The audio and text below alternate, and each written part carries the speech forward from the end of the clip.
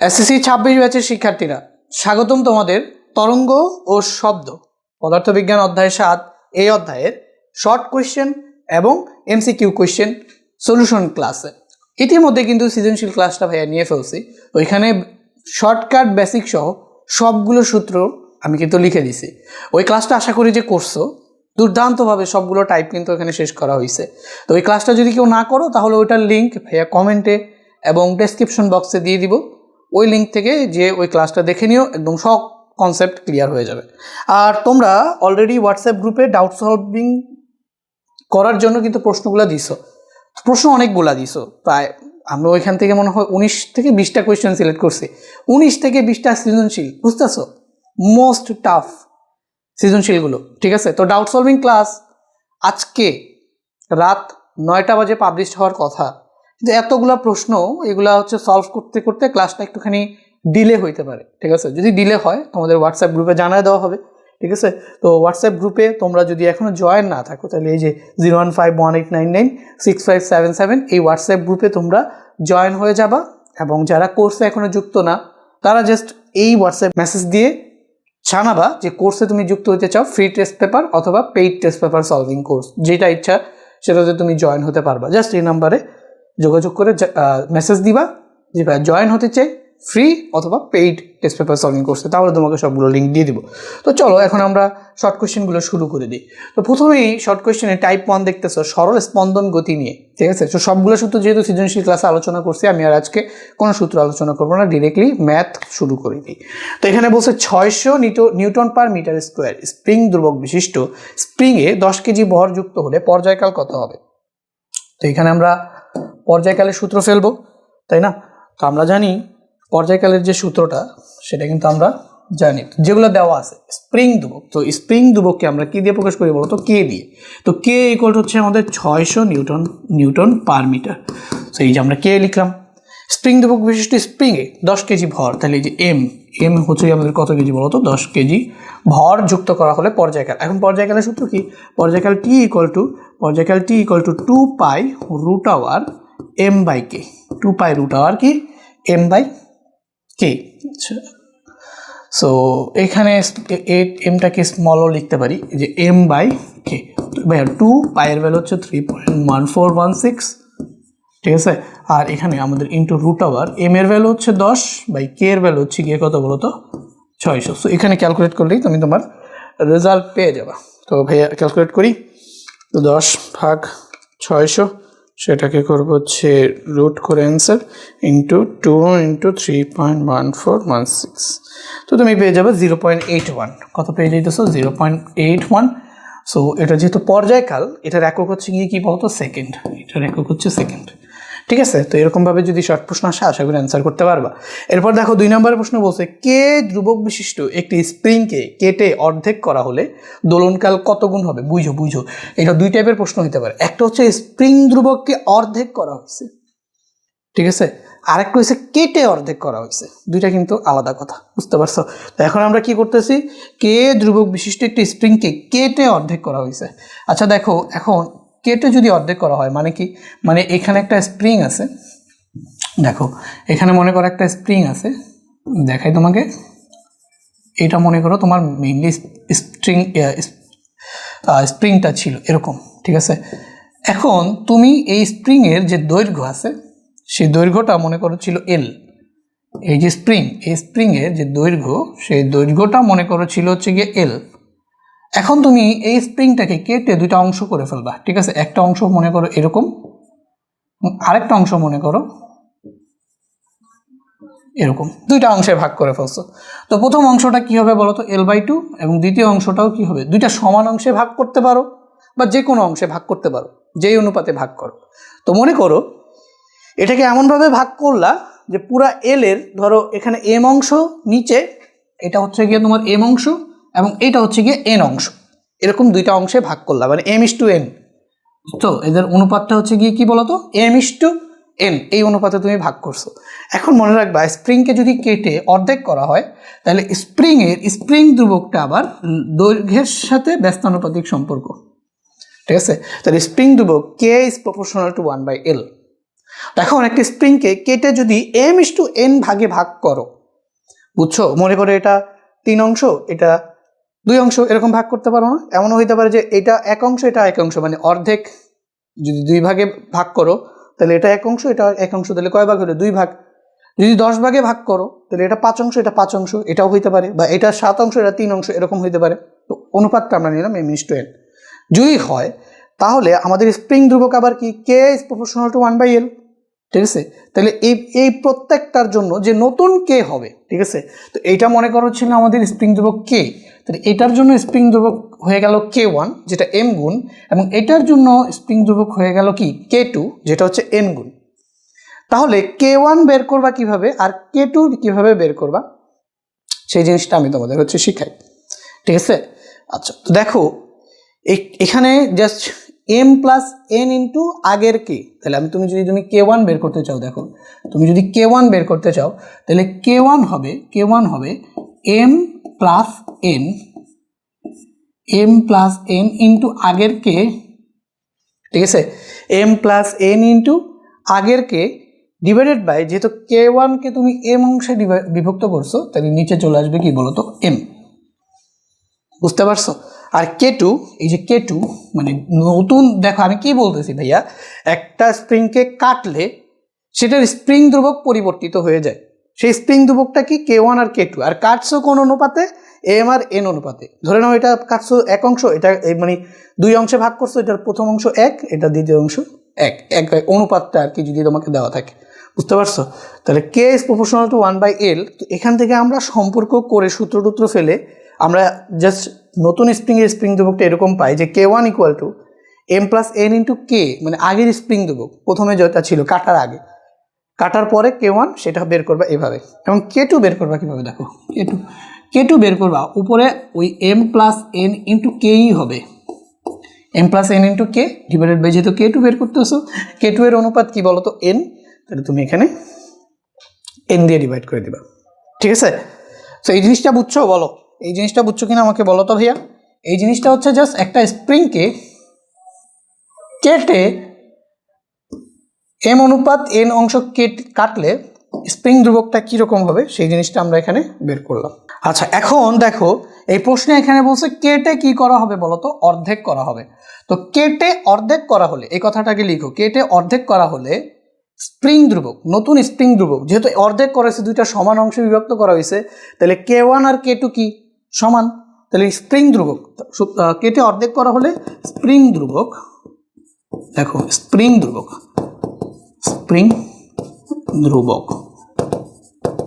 দেখো, তাহলে কেটে অর্ধেক মানে কি, m/n যদি হয় তাহলে m1 n1, কারণ দুইটা সমান অংশে বিভক্ত হয়ে গেছে, তাহলে স্প্রিং ধ্রুবক k1 আর k2 এই দুইটাই সমান হবে।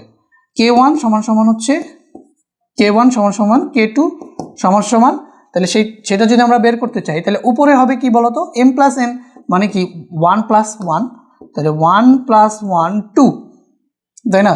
1+1 2, আর আগের কে মানে প্রথমে স্প্রিং ধ্রুবক কাটার আগে স্প্রিং ধ্রুবক কি ছিল, কে, কাটার পরে স্প্রিং ধ্রুবক কি k1 আর k2 দুইটাই যেহেতু সমান, k1 এবং k2 দুইটা সমান হবে, এবং সেই সমান মানটা কত, k1 = k2, তাহলে হচ্ছে 1+1, দেখো এখানে বোঝা যাচ্ছে না মনে হয় না, তারাও একটুখানি সরাই দিই। So 1+1 into k divided by, ধরো m বের করে দুটো তো সেমই, তাহলে নিচে জাস্ট হবে 1, তাহলে এখানে কত হবে বলো তো, 2k। বুঝতে পারছো? তাহলে কেটে অর্ধেক করার পরে স্প্রিং ধ্রুবক কত হয়ে গেল, 2k। তাহলে ইনিশিয়ালি স্প্রিং ধ্রুবক ছিল k, পরে স্প্রিং ধ্রুবক হয়েছে 2k। তোমাকে বলছে দোলনকাল কত গুণ হবে, দোলনকালের অনুপাত চাইছে। তো ভাইয়া দোলনকাল আমরা t2-কে t1 দিয়ে ভাগ করব, তাই না? কত গুণ হবে বা কি হবে এই টাইপের জিনিস, বা পরিবর্তন এই টাইপের জিনিস চাইলে দ্বিতীয়টাকে প্রথম দিয়ে ভাগ করে দেবো। সুতরাং আমরা এখানে লিখবো ভাইয়া, উপরে লিখবো হচ্ছে আমরা যে সুতরাং t2 ডিভাইডেড বাই কি t1 সমান, উপরে আমরা কি লিখবো t2, তাহলে 2π√m/k 2k, কারণ কি পরিবর্তিত যেই দোলনকাল হবে সেটার স্প্রিং ধ্রুবক কি 2k, তাহলে 2π/√m/2k। আচ্ছা, এবার আমি t2 যদি লিখি, আবার t1 যদি লিখি, তাহলে 2π রুট ওভার এম বাই কে, কারণ ইনিশিয়ালি কী ছিল বলো তো, এম বাই কে ছিল, এম বাই কে ইনিশিয়ালি এটাই ছিল। তো এখন দেখো 2 পাই কাটা, এখন 2 পাই তো কাটা, আর এখানে দেখো এম বাই কে এটাকে আমরা এভাবে লিখতে পারি না যে উপরে থাকলো হচ্ছে আমাদের 1/√2 ইন্টু রুট ওভার, এই যে √2টাকে জাস্ট বাইরে বের করবো, ইন্টু রুট ওভার, তাহলে আমাদের কি থাকলো বলো তো, এম বাই কে এটা থাকলো, তাই না? যেহেতু গুণ আকারে আছে আমরা √2টাকে চাইলে এভাবে আলাদা করে লিখতেই পারি। আর নিচে আমাদের থাকলো কে বলো তো, নিচে আমাদের থাকলো হচ্ছে root over m by k, root over m by k. এখন এখানে এম বাই কে কাটা, তাহলে তোমার নিচে থাকলো শুধু 1 আর উপরে 1/√2, তার মানে আলটিমেটলি তোমার থাকলো 1/√2। কি থাকলো বলো তো, 1/√2। তাহলে ভাইয়া T2/T1 সমান সমান তোমার কি আসছে, 1/√2। সো তুমি এখানে পেয়ে যাবা সুন্দর করে। তো এখান থেকে তুমি যদি লেখো যে সুতরাং তোমার ওইখানে আসছে T2/T1 = 1/√2, তাহলে এই যে T2 বাই হচ্ছে গিয়ে T1 সমান সমান হচ্ছে গিয়ে কি 1/√2, ঠিক আছে? তাহলে T2 সমান সমান কি হবে, তাহলে এখান থেকে তুমি T2 সমান সমান কি লিখতে পারো বলো, সুতরাং T2 সমান সমান 1/√2 T1, ঠিক আছে? তার মানে তুমি বলতে পারো যে কে ধ্রুবক বিশিষ্ট একটি স্প্রিংকে কেটে অর্ধেক করা হলে দোলনকাল পূর্বের দোলনকালের 1/√2 গুণ হবে, ঠিক আছে? তাহলে সুতরাং তুমি বলতে পারো যে 1/√2 গুণ হবে, 1/√2 গুণ হবে। সো কাটাকাটির এই কনসেপ্টটা দিয়ে যে কোনো শর্ট কোয়েশ্চেন আসলে আশা করি তুমি এবার পারবা, কোনো ধরনের সমস্যা তোমার হবে না। বুঝতে পারছো? গেল, আচ্ছা 2টা প্রশ্ন গেল। এটা আমাদের আসলে অনেকটা সুন্দর কনসেপ্টে আলোচনা করছে, জন্য দেরি হইলো। আচ্ছা এবার দেখো 3 নম্বর প্রশ্ন, যদি একটি স্প্রিং ধ্রুবক অর্ধেক করা হয়, এখানে কিন্তু কাটে নেই, না কেটে কি করে দিছে বলতো, স্প্রিং ধ্রুবককে অর্ধেক করে দিছে কোনো একটা ভাবে, কাটে নাই যেহেতু কাটার কনসেপ্টটা আসবে না। তাহলে দোলনকালের সময়কাল কতটা পরিবর্তিত হবে, তাহলে দোলনকাল কত গুণ হবে সেটাই আমরা বের করে দিলেই হয়ে যাবে, ঠিক আছে?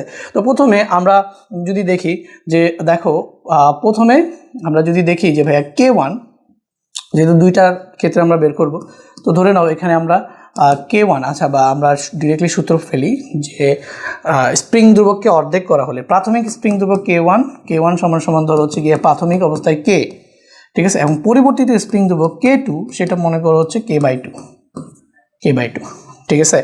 এখন তুমি যদি সূত্র ফেলো T2/T1, তাহলে এখানে T2 বাই হচ্ছে গিয়ে T1 অনুপাত করেই তো আমরা বের করবো, তাই না? তুলনা যদি বলে, তাই না? দোলনকালের সময়কাল কতটা পরিবর্তন হবে, তাহলে দোলনকালের উপরে ফেলবো T2-র সূত্র, নিচে ফেলবো T1-এর সূত্র। তাহলে T2-র সূত্র কি, ওই যে 2 পাই রুট ওভার এম, তো 2টার জন্যই সেম, এম বাই এখানে বসবে K2, তাই না? T2 যেহেতু, আর এখানে T1, তাহলে এটা হচ্ছে গিয়ে 2 pi root over m by K1। আচ্ছা এবার দেখো, সো এখানে 2 পাই আর 2 পাই কি কাটা, 2 পাই কাটা, তাহলে M/K2 এখন আমরা যদি লিখি রুট ওভার, এখানে উপরে আসবে আমাদের M, আর K2 মানে কি বলতো, K/2, K2 মানে হচ্ছে K/2, ঠিক আছে? আর এখানে আমাদের রুট ওভার M/K1 মানে হচ্ছে K।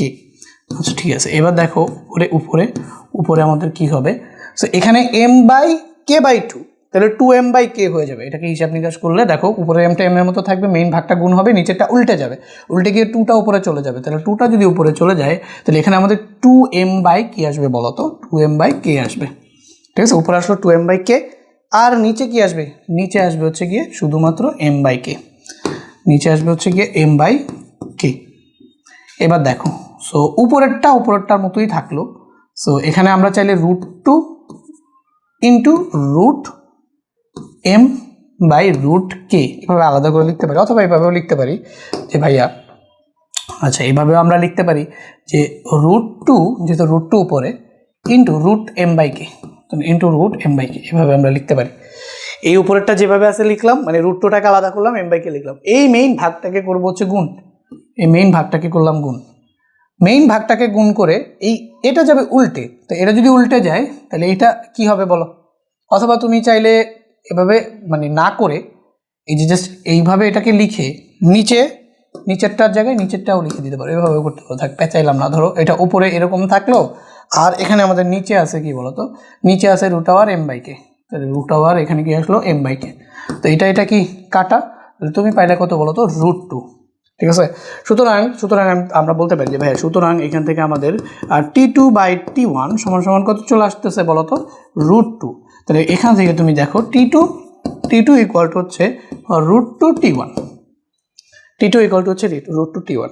তাহলে আমরা বলতে পারি যে ভাইয়া যদি একটি স্প্রিং ধ্রুবক অর্ধেক করে দেওয়া হয় তাহলে দোলনকাল √2 গুণ হবে। সুতরাং আমরা বলতে পারি যে √2 গুণ হবে, √2 গুণ হবে। বুঝতে পারছো?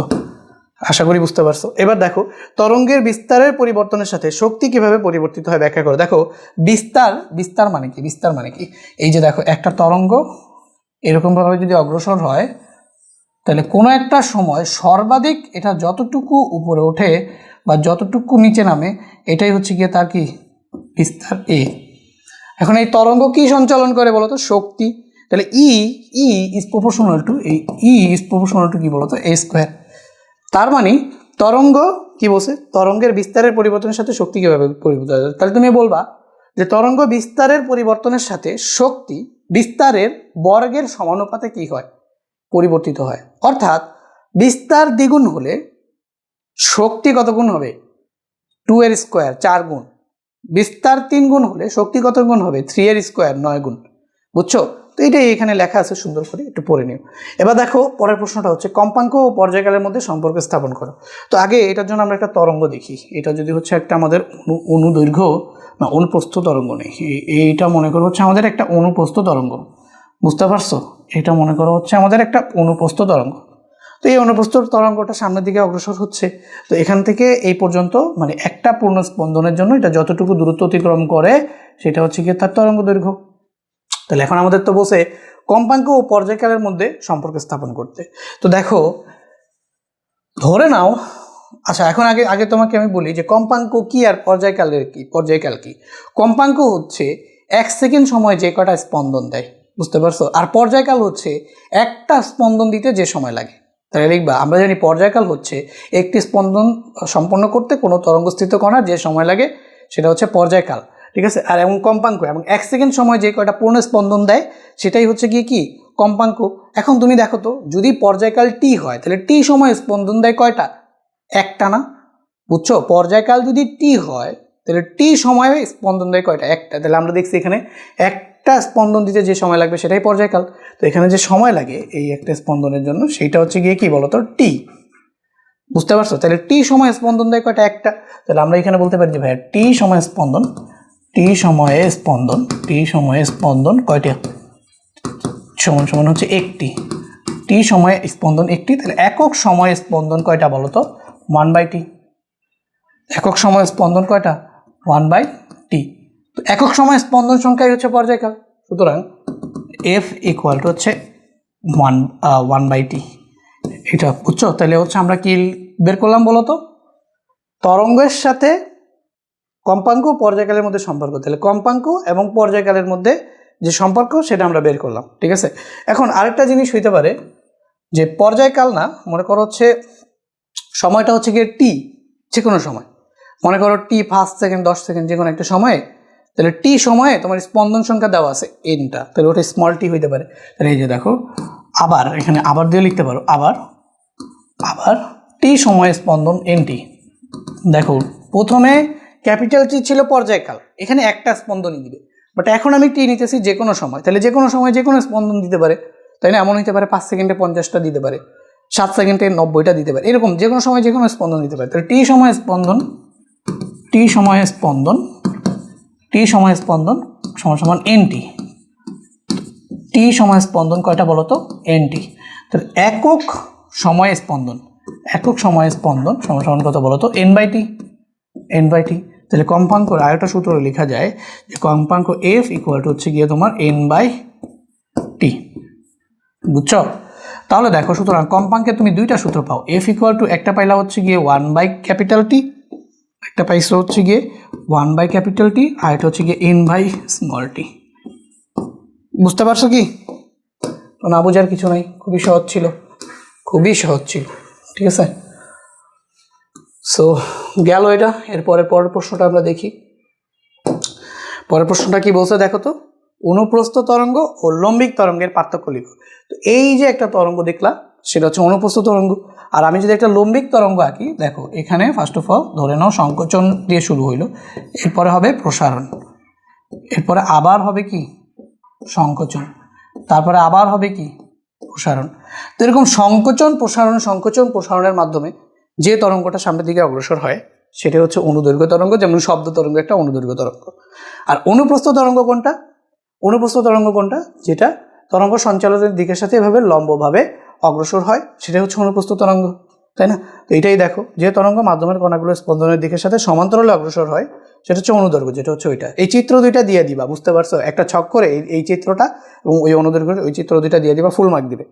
তো যে তরঙ্গ মাধ্যমের কণাগুলো স্পন্দনের দিকের সাথে সমকোণে অগ্রসর হয় তাই হচ্ছে অনুপ্রস্থ তরঙ্গ। এই যে তরঙ্গ যাচ্ছে এদিকে, স্পন্দন হচ্ছে এইদিকে, তাহলে তরঙ্গ দিকের সাথে স্পন্দন সমকোণে, বুঝতে পারছো? এটাই সংকোচন ও প্রসারণের মাধ্যমে তরঙ্গ সঞ্চালিত, এটা বললাম। মাধ্যমের তরঙ্গ শীর্ষ ও তরঙ্গ পাদ উৎপন্ন করে সঞ্চালিত হয়। এই যে দেখো, সবচেয়ে উপরের পয়েন্টটা হচ্ছে তরঙ্গ শীর্ষ এবং সবচেয়ে নিচের পয়েন্ট হচ্ছে তরঙ্গ পাদ। তাহলে এরকম এরকম এরকম তরঙ্গ শীর্ষ এবং তরঙ্গ পাদ উৎপন্ন করে সঞ্চালিত হইতেছে, ঠিক আছে? এবার দেখো, একটি সংকোচন একটি প্রসারণ নিয়ে তরঙ্গ দৈর্ঘ্য গঠিত। তাহলে এটার তরঙ্গ দৈর্ঘ্য কি বলতো? এই একটা সংকোচন এবং এই একটা প্রসারণ, বুঝতে পারছো? এতটুকু সংকোচন, এতটুকু কি প্রসারণ। তাহলে একটা সংকোচন এবং একটা প্রসারণ নিয়ে তরঙ্গ দৈর্ঘ্য হয়, ঠিক আছে? তাহলে এতটুকু ডিস্টেন্সকে তুমি কি বলবা? এতটুকু ডিস্টেন্সকে বলবা হচ্ছে তরঙ্গ দৈর্ঘ্য ল্যামডা। বাট এখানে দেখো, একটা পূর্ণ স্পন্দনে যতটুকু যায় সেটাকে আমরা বলতেছি তরঙ্গ দৈর্ঘ্য। একটি তরঙ্গ শীর্ষ একটি তরঙ্গ পাদ নিয়ে তরঙ্গ দৈর্ঘ্য গঠিত হয়, বুঝছো? এই যে তরঙ্গ শীর্ষ এবং তরঙ্গ পাদ, সো এই পুরাটা নিয়ে হচ্ছে গিয়ে তোমার কি হয়, একটা তোমার হচ্ছে তরঙ্গ দৈর্ঘ্য গঠিত হয়, বা একটা পূর্ণ স্পন্দনে যতটুকু প্রসারণ হয় সেটা নিয়ে তরঙ্গ দৈর্ঘ্য গঠিত হয়, ঠিক আছে? গেল। এবার দেখো, পরের প্রশ্নটা আমাদের কি বলছে? 1 মিটার লম্বা একটি সুতায় 30 গ্রাম ভরের একটি ইটের টুকরা ঝুলিয়ে দিলে দোলনকাল। তাহলে দেখো, দোলনকালের সূত্র, সুতার দৈর্ঘ্য যদি দেওয়া থাকে তাহলে সুতার দৈর্ঘ্যটাকে আমরা কি বলবো বলতো? যেগুলো দেওয়া আছে সুতার দৈর্ঘ্যটাকে আমরা বলবো এল। এল হচ্ছে কত মিটার? 1 মিটার। এম আমাদের এখানে লাগে না, এখানে শুধুমাত্র একটা জিনিস লাগে দোলকের স্মরণ পর্যায়কাল নির্ণয় করার জন্য, সেটা হচ্ছে সুতার দৈর্ঘ্য, আর কিচ্ছু লাগে না। তো দেখো, সুতরাং 1 মিটার দেওয়া আছে আমাদের, সুতার দৈর্ঘ্য কত বলো? দেওয়া আছে 1 মিটার। তো 1 মিটার লম্বা একটা সুতা, তাহলে এখানে আমাদের পর্যায়কাল T equal to root over, আচ্ছা 2 pi root over l by g, 2 pi root over l by g. এখন জি এর ভ্যালু তোমরা জানো 9.8, তাই না? জি এর ভ্যালু তোমরা জানো 2 ইন্টু পাই এর ভ্যালু হচ্ছে 3.1416 ইন্টু রুট ওভার এল, এল এর ভ্যালু হচ্ছে 1 আর জি এর ভ্যালু হচ্ছে 9.8, ঠিক আছে? ক্যালকুলেটারে বসায় দাও, ক্যালকুলেটারে বসায় দাও, তোমরা ডিরেক্টলি অ্যান্সার পাবা 2.007 সেকেন্ড। অ্যাপ্রক্সিমেটলি এটাকে বলা যাবে 2 সেকেন্ড। এটাই তোমার অ্যান্সার, বুঝছো? এত ছোটো ছোটো ম্যাথ আসতে পারে, এমসিকিউতেও আসে, এসকিউতেও আসে। এবার দেখো, এখানে বলছে শীতকালের চেয়ে গ্রীষ্মকালে বায়ুতে শব্দের বেগ বেশি হয় কেন? তো বায়ুতে শব্দের বেগের নির্ভরশীলতার এখানে আমি তোমাকে দুইটা কথা বলছিলাম, দুইভাবে এটাকে ব্যাখ্যা করা যায়। একটা হচ্ছে তাপমাত্রার সাথে সমানুপাতিক সম্পর্ক, তাহলে তাপমাত্রার বর্গমূলের, কেলভিন তাপমাত্রার বর্গমূলের সাথে সমানুপাতিক সম্পর্ক, এটা একটা আছে, ঠিক আছে? এটা দিয়ে ব্যাখ্যা করতে পারবা। আবার শব্দের বেগের নির্ভরশীলতা বাতাসের ঘনত্বর বর্গমূলের ব্যস্তানুপাতিক, এটাও আছে। এখন তুমি কোনটা দিয়ে ব্যাখ্যা করবে? এটা দিয়ে ব্যাখ্যা করবে, এটা সহজ, ঠিক আছে? তাহলে দেখো, আমরা জানি বাতাসের শব্দের বেগ পরম তাপমাত্রা বা কেলভিন তাপমাত্রা, এখানে টিকে রাখতে হবে কিসে? কেলভিনে। তাহলে আমরা জানি বাতাসের শব্দের বেগ পরম তাপমাত্রা বা কেলভিন তাপমাত্রা বর্গমূলের সমানুপাতিক, অর্থাৎ তাপমাত্রা যদি বাড়ে শব্দের বেগ বেশি হবে, তাপমাত্রা কমলে শব্দের বেগ কম হবে। শীতকালে তাপমাত্রা কম থাকে বিদায় শব্দের বেগ কম, এবং গ্রীষ্মকালে তাপমাত্রা বেশি থাকে বিদায় শব্দের বেগ বেশি। এটাই এখানে সুন্দর করে লেখা আছে, তাই না? শীতকালে তাপমাত্রা কম এবং শব্দের বেগ কম, এবং গ্রীষ্মকালে হচ্ছে শব্দের বেগ বেশি, কারণ শীতকালে তাপমাত্রা কম এবং গ্রীষ্মকালে তাপমাত্রা বেশি। বুঝতে পারছো? এখানে সুন্দর করে লেখা আছে, পড়ে নিবা। আর যদি তুমি এখানে ঘনত্ব দিয়ে ব্যাখ্যা করতে চাও তাহলে দেখো, শীতকালে বাতাসে জলীয় বাষ্পের পরিমাণ কি কম থাকে, ঠিক আছে? তো বাতাসের জলীয় বাষ্পের পরিমাণ যত বেশি থাকে বাতাসের ঘনত্ব তত কমে যায়। শীতকালে বাতাসের জলীয় বাষ্পের পরিমাণ কম থাকে, কম থাকার কারণে বাতাসের ঘনত্ব কি বেশি হয়। তাহলে বাতাসের ঘনত্ব যদি বেশি হয় তাহলে শব্দের বেগ কী হয়ে যায়? কমে যায়। তাহলে শীতকালে শব্দের বেগ কমে যায়। এবং গ্রীষ্মকালে বাতাসে জলীয় বাষ্পের পরিমাণ কি বেশি থাকে, ঠিক আছে? কারণ সব জায়গায় হচ্ছে গিয়ে সব জায়গায় পানি থাকে, বৃষ্টি হয়, হ্যাঁ, পানি শুষে নেয় বাতাস, তো বাতাসে পানির পরিমাণ বেশি থাকে। তো বাতাসে পানির পরিমাণ বেশি থাকলে তোমার ঘনত্ব বাতাসের কমে যায়, জলীয় বাষ্পের পরিমাণ বেশি থাকলে ঘনত্ব কমে যায়। এখন ঘনত্ব যেহেতু কমে যাইতেছে, এখানে ঘনত্ব যেহেতু কমে যাইতেছে, তাহলে শব্দের বেগ কি বেড়ে যায়। তো এইভাবে ব্যাখ্যা করতে পারো যে শীতকালে শব্দের বেগ কম এবং গ্রীষ্মকালে শব্দের বেগ বেশি। বুঝতে পারছো? এটা এমসিকিউর জন্য মনে রাখতে পারো। আচ্ছা, এবার দেখো শব্দ কোন ধরনের তরঙ্গ ব্যাখ্যা করো। তাহলে শব্দ আমি তোমাকে একটু আগেই বলছিলাম যে শব্দ একটা অনুদৈর্ঘ্য তরঙ্গ। কেন? কারণ শব্দ যখন আমাদের এই ভোকাল কর্ডটা সাউন্ড করতেছে, তো এটা কম্পিত হওয়ার কারণে বাতাসটাকে একটুখানি কি করে, সামনের দিকে সংকুচিত করে। এই সংকুচিত বাতাসটা এর সামনের দিকের বাতাসটাকে প্রসারিত করে। তো ওই প্রসারিত বাতাসটা আবার সামনের বাতাসটাকে গিয়ে কি সংকুচিত করে। তো এইভাবে দেখো, একবার প্রসারণ সংকোচন, প্রসারণ সংকোচন, প্রসারণ সংকোচন, এইভাবে শব্দটা সামনের দিকে অগ্রসর হয়। তো এই জন্য আমরা শব্দের তরঙ্গটাকে বলতে পারি যে এটা একটা অনুদৈর্ঘ্য তরঙ্গ। বুঝতে পারছো? এটা একটা কি তরঙ্গ?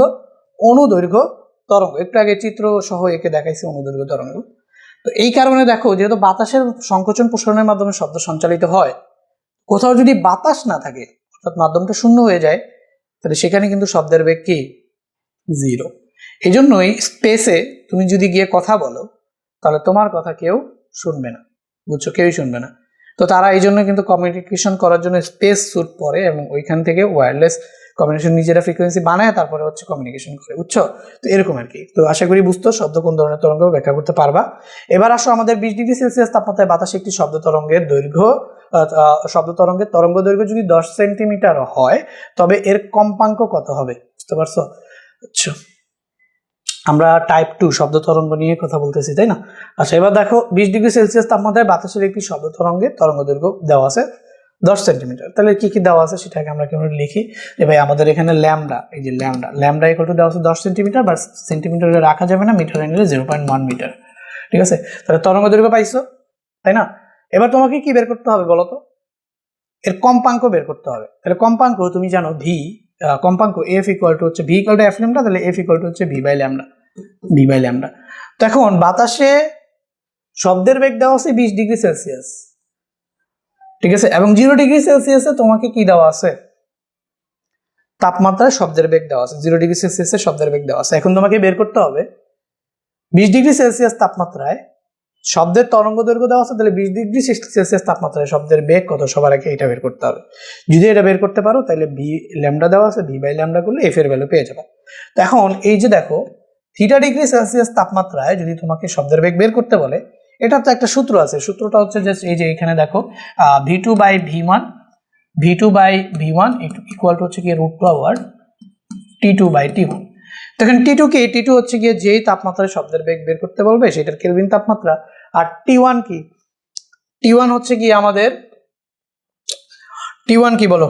টি1 হচ্ছে আমাদের 0 ডিগ্রি সেলসিয়াস তাপমাত্রা কেলভিন প্রকাশ, মানে 273।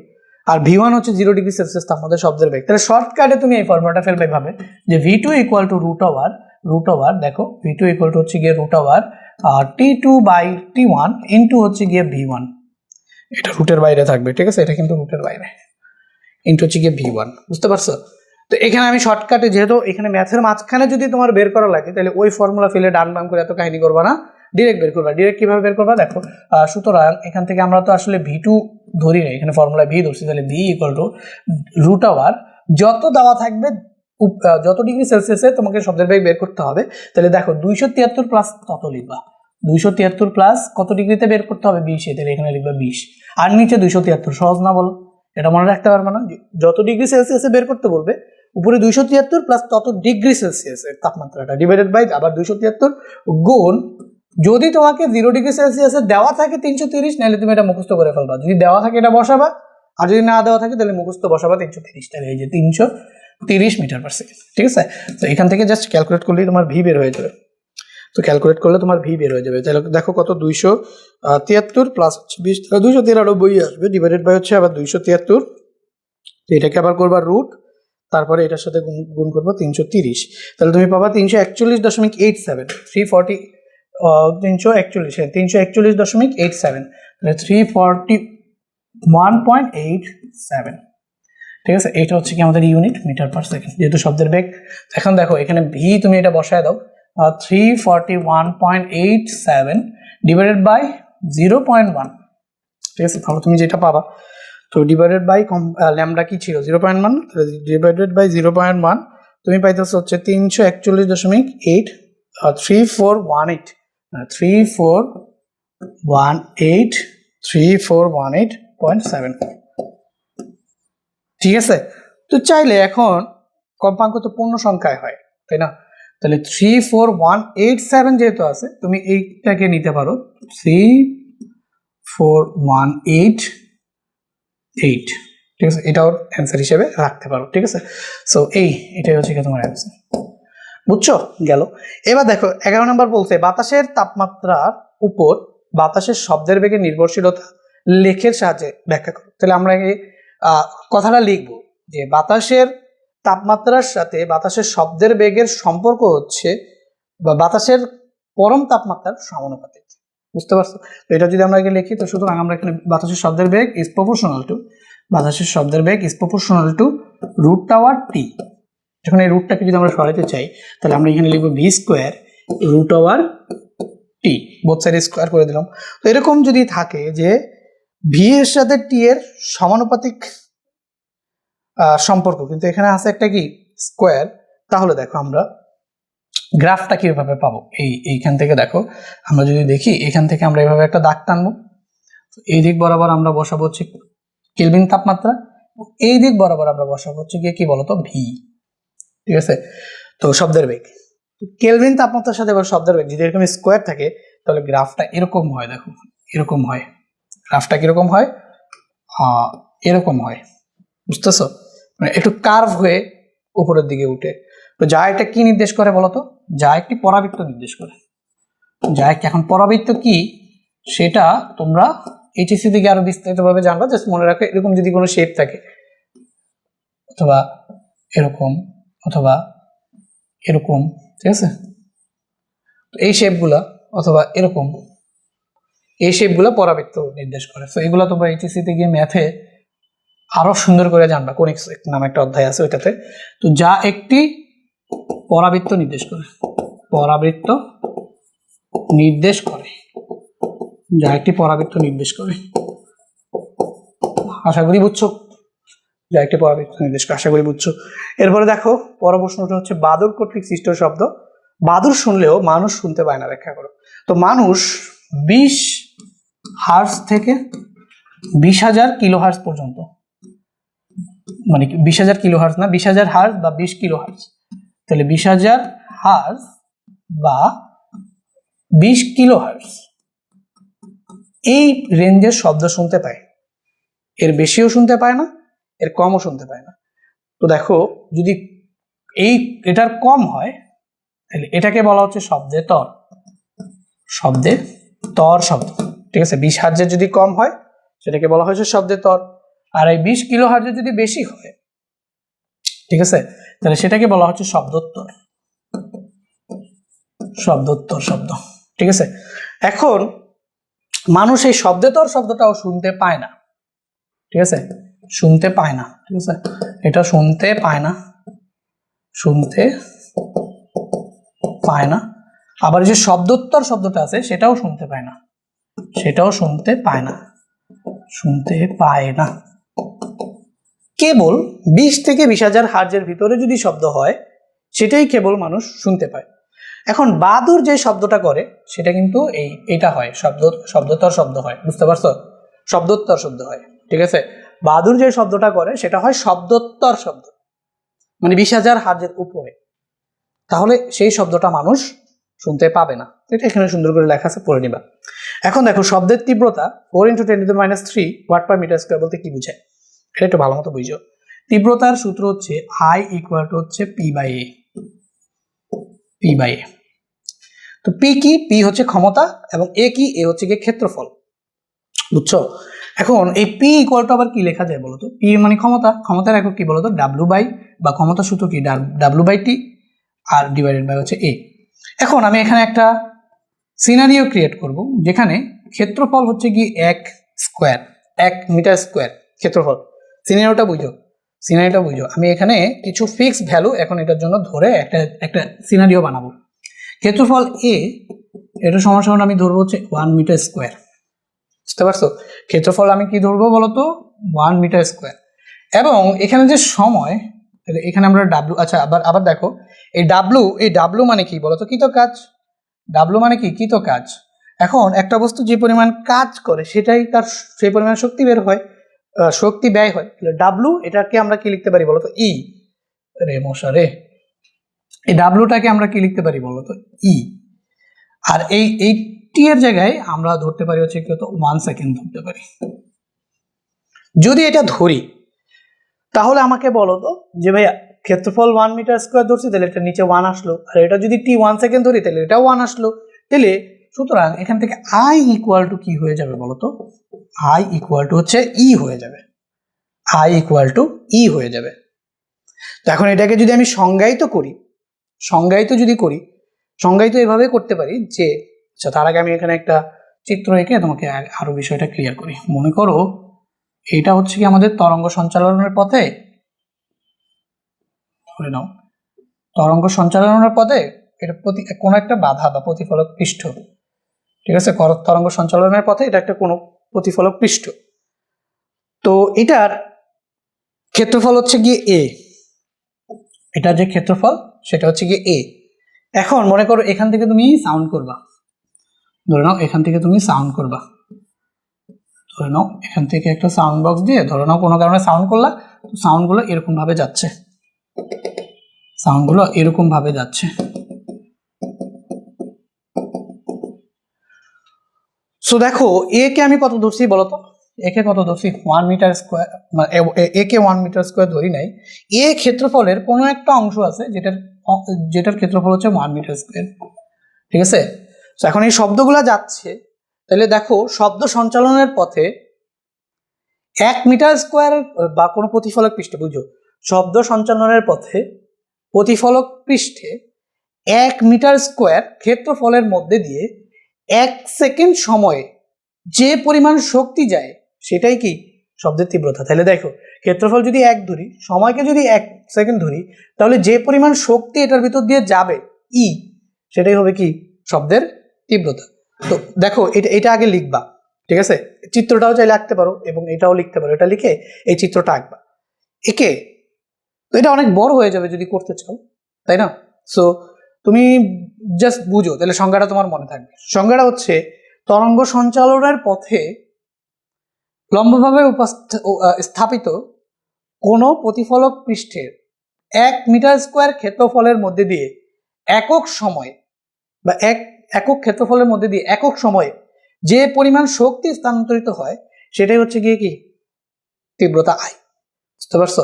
তাহলে এখন আমাদের যদি শব্দের তীব্রতা 4 × 10⁻³ ওয়াট পার মিটার স্কোয়ার হয়, তাহলে আই ইকুয়াল টু হচ্ছে আমরা কি লিখতে পারি বলতো, আই ইকুয়াল টু ই এর ভ্যালু কত, ই এর ভ্যালু হচ্ছে 4 × 10⁻³ কোন কন্ডিশনে বলো, কোন কন্ডিশনে? তাহলে আমরা বলবো, এই যে এখানে আমি তোমাকে এটা পরে বুঝাই। দেখো শব্দের তীব্রতা 4 × 10⁻³ ওয়াট পার মিটার স্কোয়ার বলতে বোঝায় শব্দ বিস্তারের অভিমুখে লম্বভাবে অবস্থিত। তাহলে এই যে শব্দ বিস্তার হইতেছে এদিকে, তার অভিমুখে লম্বভাবে অবস্থিত, মানে শব্দ যদি এদিকে যায়, ধরো আমি বুঝাই, মনে করো শব্দ যাইতেছে এদিকে, ঠিক আছে? শব্দ যাইতেছে এদিকে, এদিকে শব্দ যাইতেছে, আর এই যে লম্বভাবে উপস্থাপিত একটা তল, এরকম আর কি। তাহলে দেখো আমরা যদি বলি যে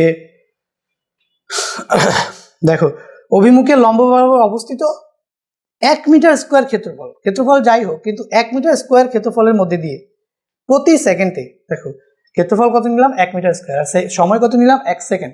তাহলে দেখো প্রতি সেকেন্ডে এত পরিমাণ শক্তি স্থানান্তরিত হবে, এত পরিমাণ শব্দ শক্তি প্রবাহিত হচ্ছে, ঠিক আছে? অর্থাৎ প্রতি সেকেন্ডে ক্ষেত্রফল অতিক্রমকারী শব্দ শক্তির পরিমাণ হলো 4 × 10⁻³ জুল।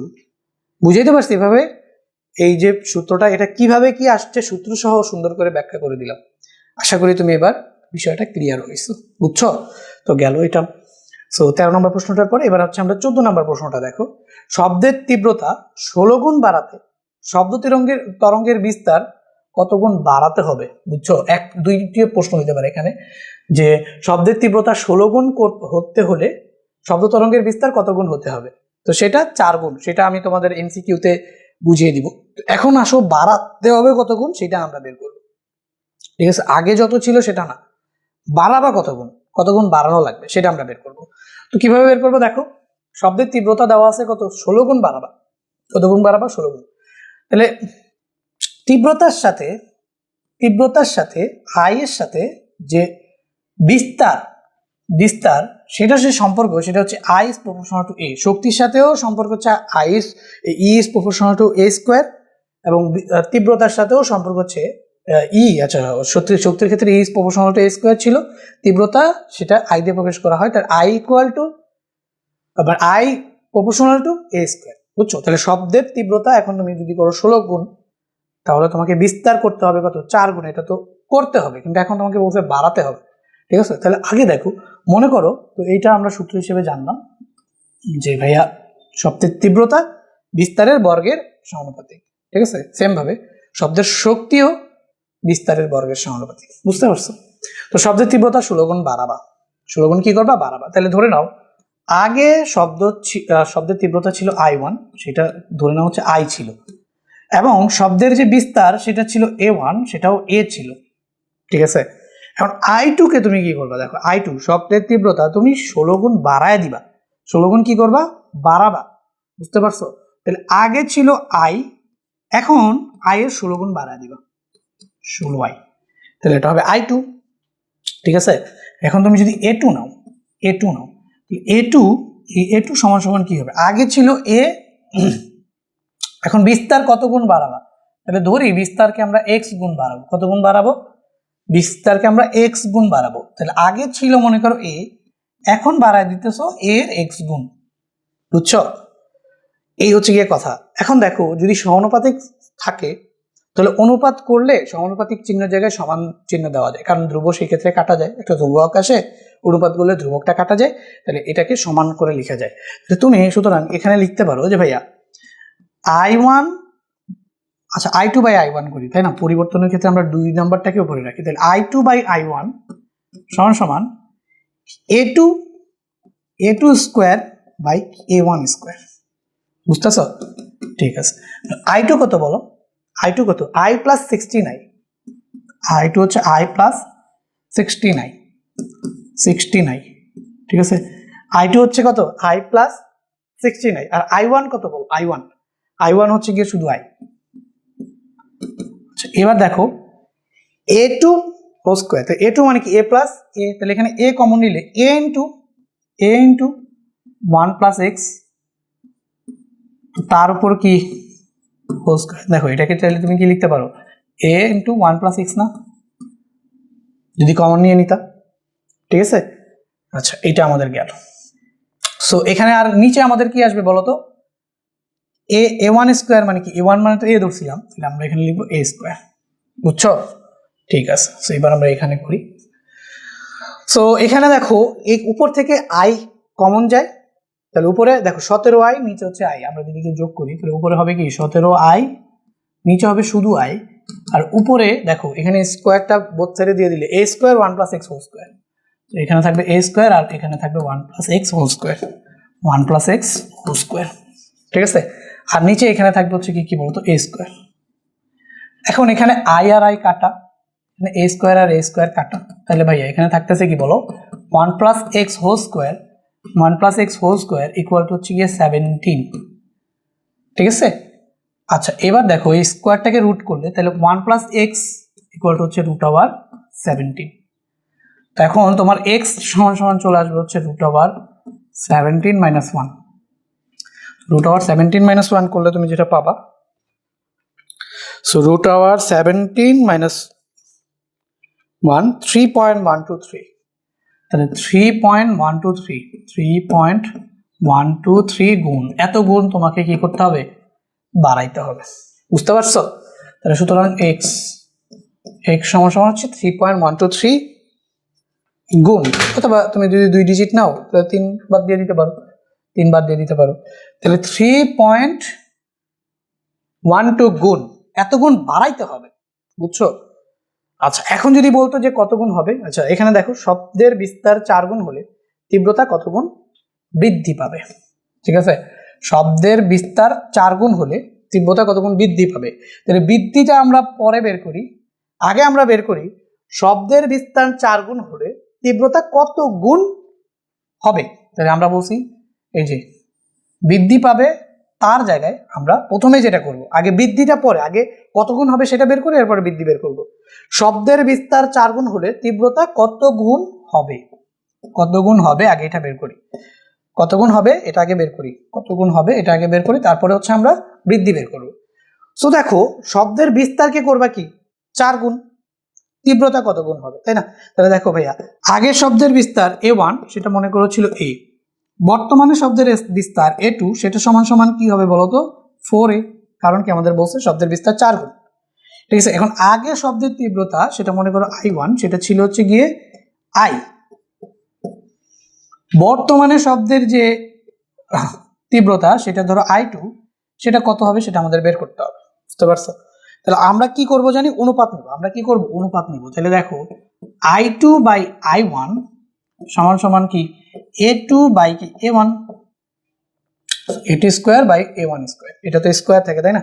আমরা বলছি যে সমানুপাতিক চিহ্নটা যদি অনুপাত নেই তাহলে সমান দিয়ে পরিবর্তিত করে ফেলা যায়।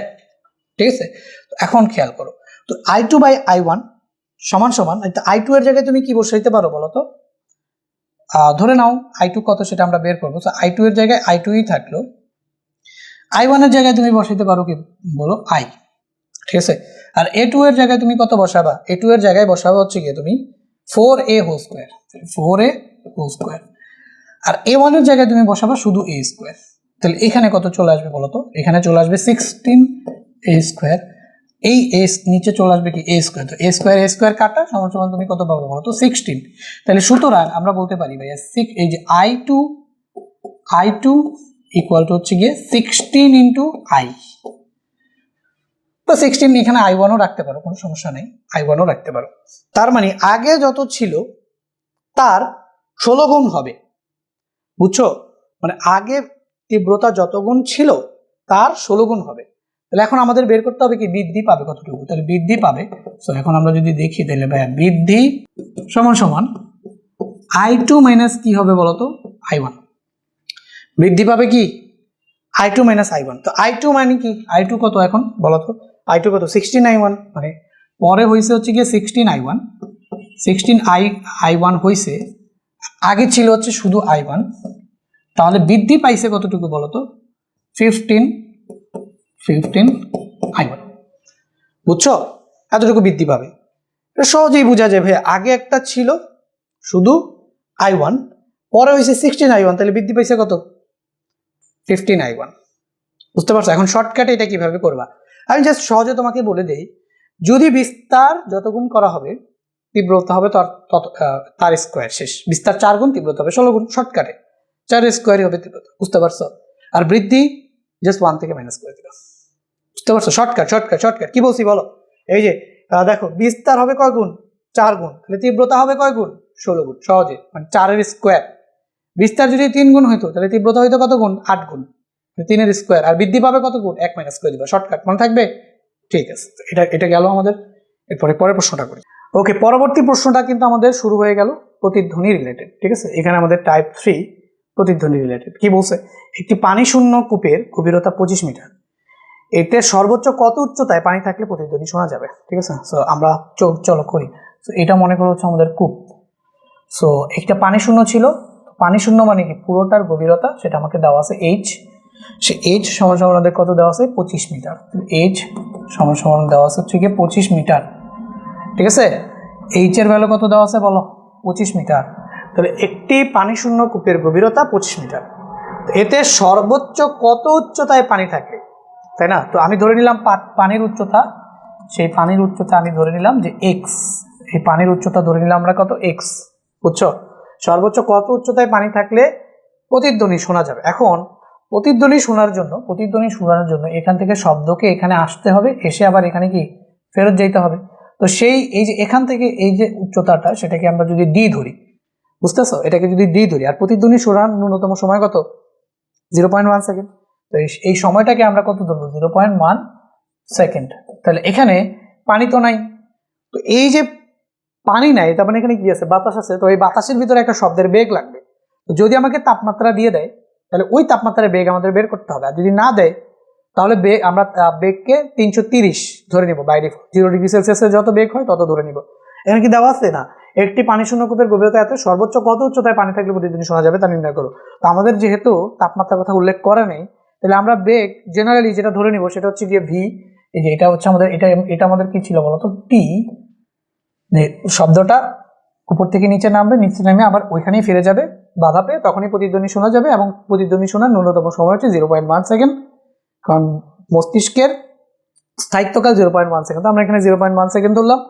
বেগ আমাদের তাপমাত্রা বলা নেই, তাহলে 0°C যে বেগটা সেটা আমরা ধরে নেব কত? ভি সমান হচ্ছে 330 মিটার পার সেকেন্ড। কারণ প্রতিধ্বনি শোনার যে কন্ডিশন সেটা হচ্ছে গিয়ে 2D, যতটুকু দূরত্ব শব্দ অতিক্রম করবে সেটা ইকুয়াল টু হচ্ছে ভি ইন্টু শব্দের বেগ ইন্টু সময়, তাই না?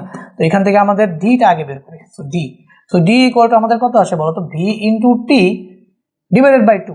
তাহলে ভাই ভি কত ধরছি বলো? 330 ইন্টু টি কত ধরছি? টি কত ধরছি? 0.1 সেকেন্ড। 0.1 সেকেন্ড ডিভাইডেড বাই হচ্ছে গিয়ে 2। ভাইয়া এখানে তুমি 330 ইন্টু 0.1 বাই 2, 330 ইন্টু 0.1 ভাগ 2 করলে পাবা 16.5। কত পেয়েছো বলো তো? 16.5 মিটার। এইটা কি? এটা হচ্ছে গিয়ে তোমার ডি, কিন্তু তোমার লাগবে কি? এক্স না? সুতরাং এখানে যে এক্স ধরছো তুমি, যে পানির গভীরতা, বা এখানে বলছে আমাদের সর্বোচ্চ কত উচ্চতায় পানি থাকলে, পানির উচ্চতাটা কি ধরছো? এক্স না? ধরি পানির উচ্চতা এক্স। তাহলে এক্স সমান সমান, এই এক্স সমান সমান পুরোটা হচ্ছে গিয়ে এইচ আর এতটুকু হচ্ছে গিয়ে ডি। তাহলে এইচ মাইনাস ডি করলে তো এক্স পেয়ে যাও। তখন এক্স এর ভ্যালু কত বলো তো? 25 মাইনাস ডি এর ভ্যালু কত? 16.5। তাহলে তুমি পেয়ে যাবে হচ্ছে 8.5। ঠিক আছে? ঠিক আছে বলো। 8.5 কি? এটা ইউনিট কি বলতো? মিটার। বুঝতেছো?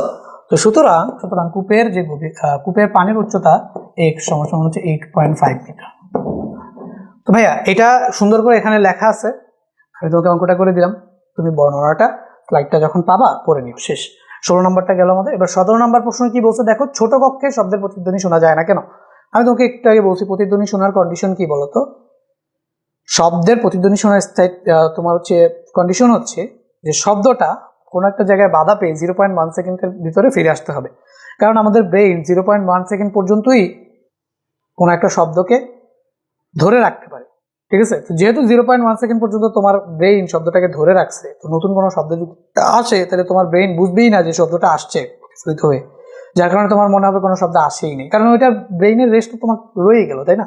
এই যে মনে করো এটা হচ্ছে গিয়ে দেয়াল, তুমি এখানে শব্দ করলা, ঠিক আছে? এখানে দাঁড়ায়া ধরে নাও তুমি শব্দ করলা, তো এখানে দাঁড়ায় তুমি ধরো শব্দ করলা, তো শব্দটা এখানে গিয়ে বাধা পেয়ে আবার তোমার কানে ফিরে আসলো 0.1 সেকেন্ডের আগে, এবং এখানেও তোমার হচ্ছে 0.1 সেকেন্ডের আগে এভাবে শব্দটা ফিরে আসলো। তো তোমার মাথায় 0.1 সেকেন্ড পর্যন্ত একবার যে শব্দটা শুনছো সেটা থেকে যায়, 0.1 সেকেন্ড পর্যন্ত মাথা থেকে বের হয়।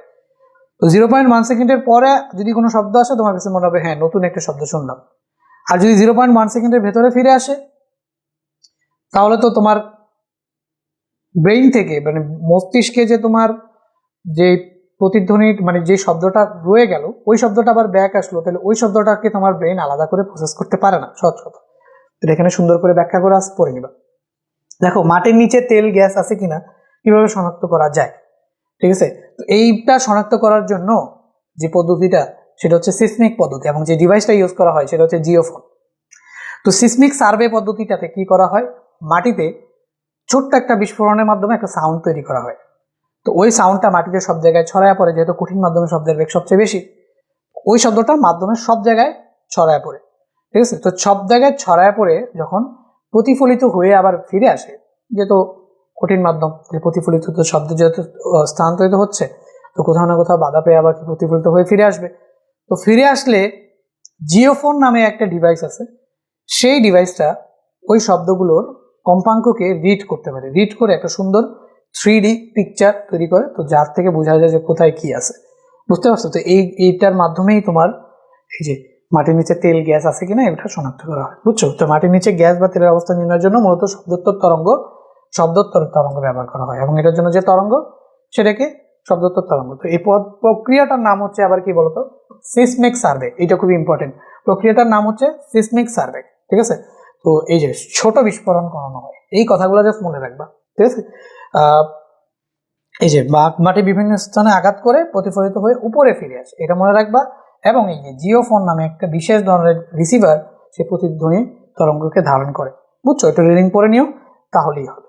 আচ্ছা, এবার আমরা আসি পরের প্রশ্নটা। পরের প্রশ্নটা কি বলছে? 20 ডিগ্রি সেলসিয়াস তাপমাত্রায় প্রতিধ্বনি শোনার ন্যূনতম দূরত্ব নির্ণয় করো। তাহলে 20 ডিগ্রি সেলসিয়াস তাপমাত্রায় যদি প্রতিধ্বনি শুনতে চাও, তাহলে 20 ডিগ্রি সেলসিয়াস তাপমাত্রায় শব্দের বেগ লাগবে। সো সেটা আমরা বের করছিলাম মনে হয় 341 পয়েন্ট কত ছিল, একটু দেখি। 20 ডিগ্রি সেলসিয়াস তাপমাত্রায় শব্দের বেগ এখানেই তো কোথায় যেন একটা বের করছিলাম, হ্যাঁ এই যে 341.87, ঠিক আছে। তাহলে 20 ডিগ্রি সেলসিয়াস তাপমাত্রায় শব্দের বেগ অলরেডি আমাদের বের করা আছে 341.87। তাহলে দেখো, সুতরাং 20 ডিগ্রি সেলসিয়াস তাপমাত্রায় শব্দের বেগ ভি 341.87, আগে এটা বের করে নিবে তোমরা, বুঝছো? তো 20 ডিগ্রি সেলসিয়াস তাপমাত্রায় প্রতিধ্বনি শোনার ন্যূনতম দূরত্ব, তো ন্যূনতম দূরত্ব যদি বের করতে চাও তাহলে ন্যূনতম সময় ধরে নিতে হবে। তাহলে ন্যূনতম সময় t ইকুয়াল টু হচ্ছে 0.1 সেকেন্ড। তো তাহলে তুমি আগে কি করবা? সবার আগে 20 ডিগ্রি সেলসিয়াস তাপমাত্রায় শব্দের বেগ কত, যেভাবে শিখাইছি ওইভাবে বের করবা। বের করার পরে তুমি এই কথাটা লিখবা যে ন্যূনতম দূরত্বের জন্য, ন্যূনতম দূরত্বে প্রতিধ্বনি শোনার জন্য ন্যূনতম সময় সেটা হচ্ছে t ইকুয়াল টু 0.1 সেকেন্ড, ঠিক আছে। তারপরে তুমি হচ্ছে ধরি ন্যূনতম দূরত্ব, ধরি ন্যূনতম দূরত্ব, সেটাকে কি ধরে নিবা? দূরত্ব সমান সমান d ধরে নিবা। তারপরে তুমি সূত্র ফেলবা যে আমরা জানি যে 2d ইকুয়াল টু হচ্ছে গিয়ে কি vt। তুমি চাইলে এসও ধরতে পারো, তাই না? এসও ধরতে পারো, যেহেতু সূত্র এস দিয়ে শিখছো, এসও ধরতে পারো যে 2s ইকুয়াল টু vt। আমরা জানি শব্দের প্রতিধ্বনি শোনার শর্ত হচ্ছে 2s ইকুয়াল টু হচ্ছে কত? vt। এই যে 2s ইকুয়াল টু vt, তাহলে এখান থেকে তুমি s ইকুয়াল টু হচ্ছে vt বাই 2, তাহলে vt বাই হচ্ছে কি 2। এখানে v এর মান কত বলো? 341.87, 341.87 ডিভাইডেড বাই হচ্ছে গিয়ে কত? 2। 341.87 ডিভাইডেড বাই হচ্ছে গিয়ে 2, তো 341.87 ডিভাইডেড বাই হচ্ছে গিয়ে 2। আচ্ছা, এখানে তো টি লিখিনি, টি লিখতে হবে। তো v ইন্টু টি কত? 0.1 ডিভাইডেড বাই 2। ওকে, এবার ঠিক আছে, 341.87 ইন্টু 0.1 ডিভাইডেড বাই 2, 17.0935। 17.09 লিখলেই হয়ে যাবে, 17.09, এটাই হচ্ছে কি তোমার অ্যান্সার, বুঝছো? এইটা 30 ডিগ্রি সেলসিয়াস তাপমাত্রায় কোনো স্থান থেকে শব্দ করলে 0.1 সেকেন্ড 1-2 সেকেন্ড পর শব্দের প্রতিধ্বনি শোনা যায়, ঠিক আছে। তাহলে বলছে শব্দের উচ্চ হতে প্রতিফলক পৃষ্ঠের দূরত্ব নির্ণয় করো। তাহলে উচ্চ হতে প্রতিফলক পৃষ্ঠের দূরত্ব, তার মানে এটা মনে করো হচ্ছে আমাদের সোর্স, এটা ধরো হচ্ছে প্রতিফলক পৃষ্ঠ, যে দূরত্বটা সেটাকে ধরে নেওয়া হচ্ছে ডি। তো এখান থেকে মনে করো শব্দটা উৎপন্ন হইতেছে, ঠিক আছে। তো সোর্স থেকে প্রতিফলক পৃষ্ঠের দূরত্ব হচ্ছে ডি। তো আমাদের এই প্রতিফলক পৃষ্ঠের দূরত্বটাই বের করতে বলছে। আর বলছে 30 ডিগ্রি সেলসিয়াস তাপমাত্রায় কোন স্থান থেকে শব্দ করলে টি দেওয়া আছে আমাদের কাছে কি দেওয়া আছে বলতো? টি, যে টি দেওয়া আছে 0.12। এখন আমাদের আর কি লাগবে? ভি। তাহলে ভি আমাদের একটুখানি বের করে নিতে হবে। তাহলে ধরি যে 30 ডিগ্রি সেলসিয়াস তাপমাত্রা শব্দের বেগ ভি। তো ভি এটা বের করার শর্টকাট সূত্র কি শিখাইছিলাম? 273 প্লাস হচ্ছে গিয়ে 30, যেটা ডিগ্রি সেলসিয়াসে দেওয়া থাকবে এটা প্লাস করে দিবা, নিচে হবে কত বলো? 273 ইন্টু যদি দেওয়া থাকে তো থাকলো, নাহলে এটা 330 বসাই দিবা 0 ডিগ্রি সেলসিয়াস তাপমাত্রায় শব্দের বেগ, বুঝছো? এখানে বসাবা কত? 330। তাহলে কত পেয়ে যাবা? দেখো 273 প্লাস 300, তাহলে 303 ডিভাইডেড বাই হচ্ছে 273। সো এরপর এটাকে করবো হচ্ছে রুট, তার সাথে গুণ করবো হচ্ছে 330, তাহলে 347.66, 347.66 এটা আসলো তোমার অ্যান্সার। এখন তুমি তো জানো যে 2d অথবা 2s ইকুয়াল টু কি বলো তো? vt। তোমার এই যে d বের করতে হবে, সুতরাং d ইকুয়াল টু হচ্ছে v ইন্টু t বাই কি 2। তো v হচ্ছে কত?